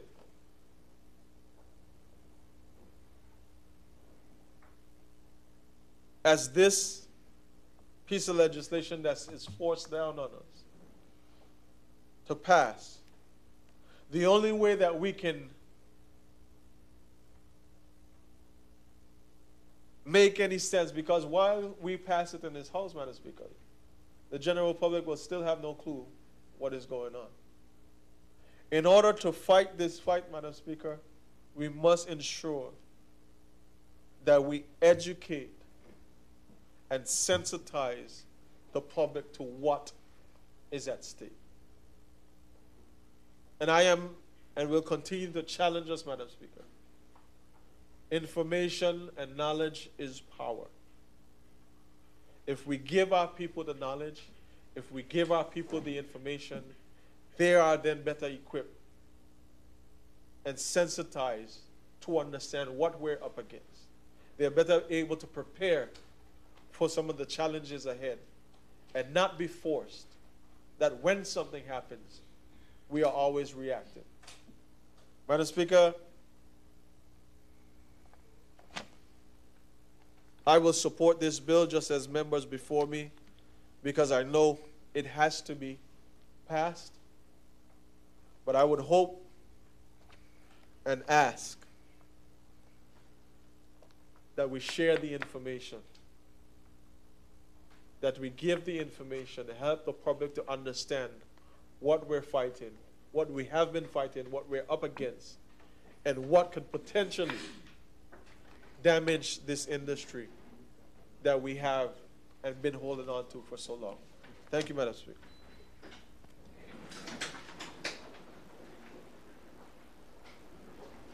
Thank you for your contribution, Honorable Member for the 2nd District. Do we have any more contributions to the debate? If there are none, I'll call on the Honorable Premier and Minister of Finance to wrap up the debate.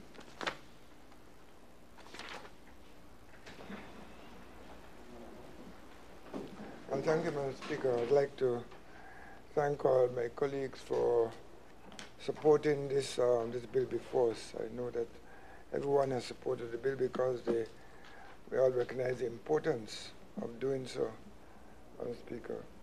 So I want to thank them sincerely for this act. We've been in this country's been in financial services, Madam Speaker, for about 30 years. And during this time, the financial services continue to contribute to this country and contributing more and more successively in successive years, which means that the industry continues to grow and support the economy of the British Virgin Islands. But even all during those 30 years, Madam Speaker, there have been challenges all along the way. Every so often there's a challenge. And we have been able to meet those challenges because we have made sure that our industry is well regulated and meets all the standards, the global standards. And on that basis, BVI has established a reputation of having an industry that is well regulated and therefore has been able to continue to progress. And Speaker, and this is why I heard one of my colleagues mention that we bring regularly pieces of legislation to this House to pass in financial services more than in any other subject. And that is because, Madam Speaker, of the need to adjust the challenges which we've been having over the years successfully. And so, Madam Speaker, now we have another challenge before us. That is the challenge of the EU blacklisting and the challenge to provide substance in what we do here in financial services in the BVI. I will recall, Madam Speaker, when I made the introduction, I said that we had met all the other, very satisfactory, all the other requirements of the EU as far as the blacklisting is concerned, but this one particular thing is one that sticks out. Madam Speaker, we have had many discussions about it. As members have said a while ago, we've spoken about it over the past several months. We've had discussions with the informal discussion with the House, members of the House, on at least 2 occasions. We've had the advantage, so to speak, of having the employee, Mr. Furness, who is a highly qualified expert in tax matters from the UK. And they have put together something, Madam Speaker, a bit of legislation, which would respond to the question of substance, having substance here in the BVI. It is true, Madam Speaker, that there will be some challenges because it is really impossible for us to have 450 companies to have, each of them have headquarters here in the BVI and have staff and everything. That's just not the nature of business. So we have put together a bit of legislation which addresses the whole matter of substance, which is here before us. And we've been also, Madam Speaker, working very closely with the EU and the OECD, and have been discussing with them, on a regular basis, how what we're doing would fit into what they require. Madam Speaker, we're at a point now where the OECD has now come in the picture, and therefore this whole matter of substance is becoming a global standard. And once it is possible that there will be challenges, once there's a global standard and which everybody would then adhere to, the chances of the fallout are not nearly as great as it would be if it was not a global standard. Because it is the possibility or the risk, as I say, of companies moving from one jurisdiction to another when the level of equality is not changed because it's a global standard is not as great as if it were not a global standard. So while it was just simply the EU pushing the movement once the OECD got involved, I think there's more room for discussion, and then there's a global standard in it.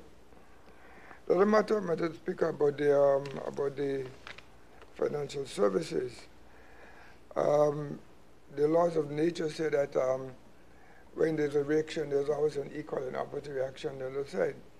And this is what happens when what has been happening as far as the financial services is concerned.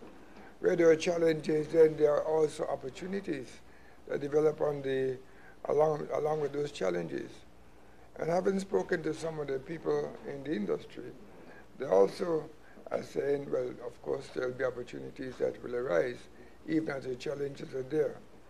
So, Madam Speaker, I think it is something that we are I'm glad that all my colleagues have agreed that we will go along with, because it's something that has been now a global standard.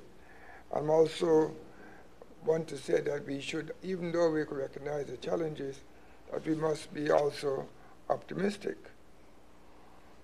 And Speaker, there are several other things which were mentioned during the debate about the bill. There's the member from the 2nd District and also from the 3rd District mentioned the fact that the public needs to know. And I do agree, Madam Speaker, that it is important. And this is part of the reason why we have any debate in the House. But there's also more so, there's also the reason why BVI Finance, which is the PR arm of the financial services industry, have now a plan just about ready to put out to the public so the public will understand clearly what we are doing and what we are up against. So they'll also be supportive. We have also been working, apart from the fact that we've been having continuous conversations with the EU and the OECD about what the requirements are. And you must remember, Madam Speaker, we said earlier, it's they have also been late in really explaining what the full requirements of the bill is supposed to be, of substance are. But we've been working closely with them and have come up to the definition that we have accepted and to legislation we have. We've also, Madam Speaker, been having continuous conversation with our colleagues, the other premiers from the overseas territories and even the CDs. We have spoken, and we all have been trying to find out and work together to see what is best. Now, as it is true that even though we've been working together, each of the jurisdictions have some slight differences, and therefore, because of that, there will be some differences in this legislation that each jurisdiction has put out. When it comes to the United Kingdom and the support that the member from the 3rd District mentioned, that the support that we should expect from the United Kingdom. The United Kingdom is still in the European Union, although they're focused now on Brexit. Right? And we have also been having continuous conversation with them, with the Treasury, who have been also giving advice. And I'm sure, I know that the UK will also have to put its weight behind what we're doing here when we are developing the argument about substance.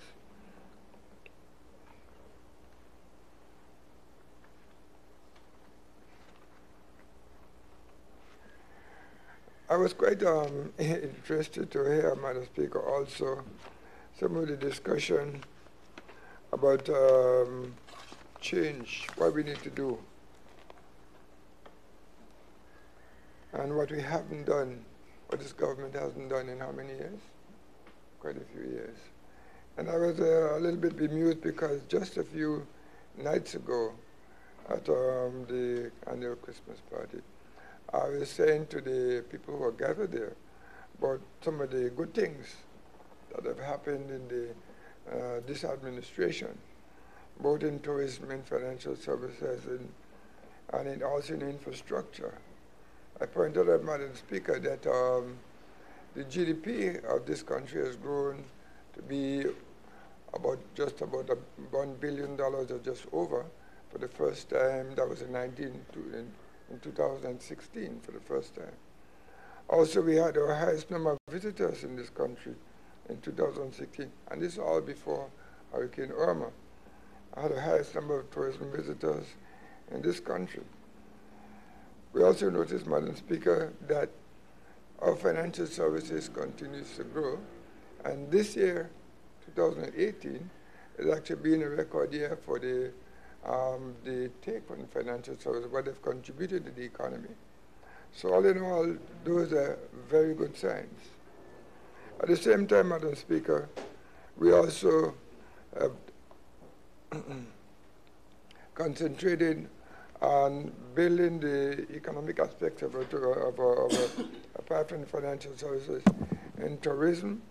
We have done some basic infrastructure that would have, that is supporting our tourism industry, invested in the development of the cruise pier and the cruise pier park, both of which are significant structures, which are equivalent to anything else in any other part of the world as far as how it looks, how it appears, and the services they offer. We've also invested, Madam Speaker, in many other activities in tourism, in actually promoting the tourism industry.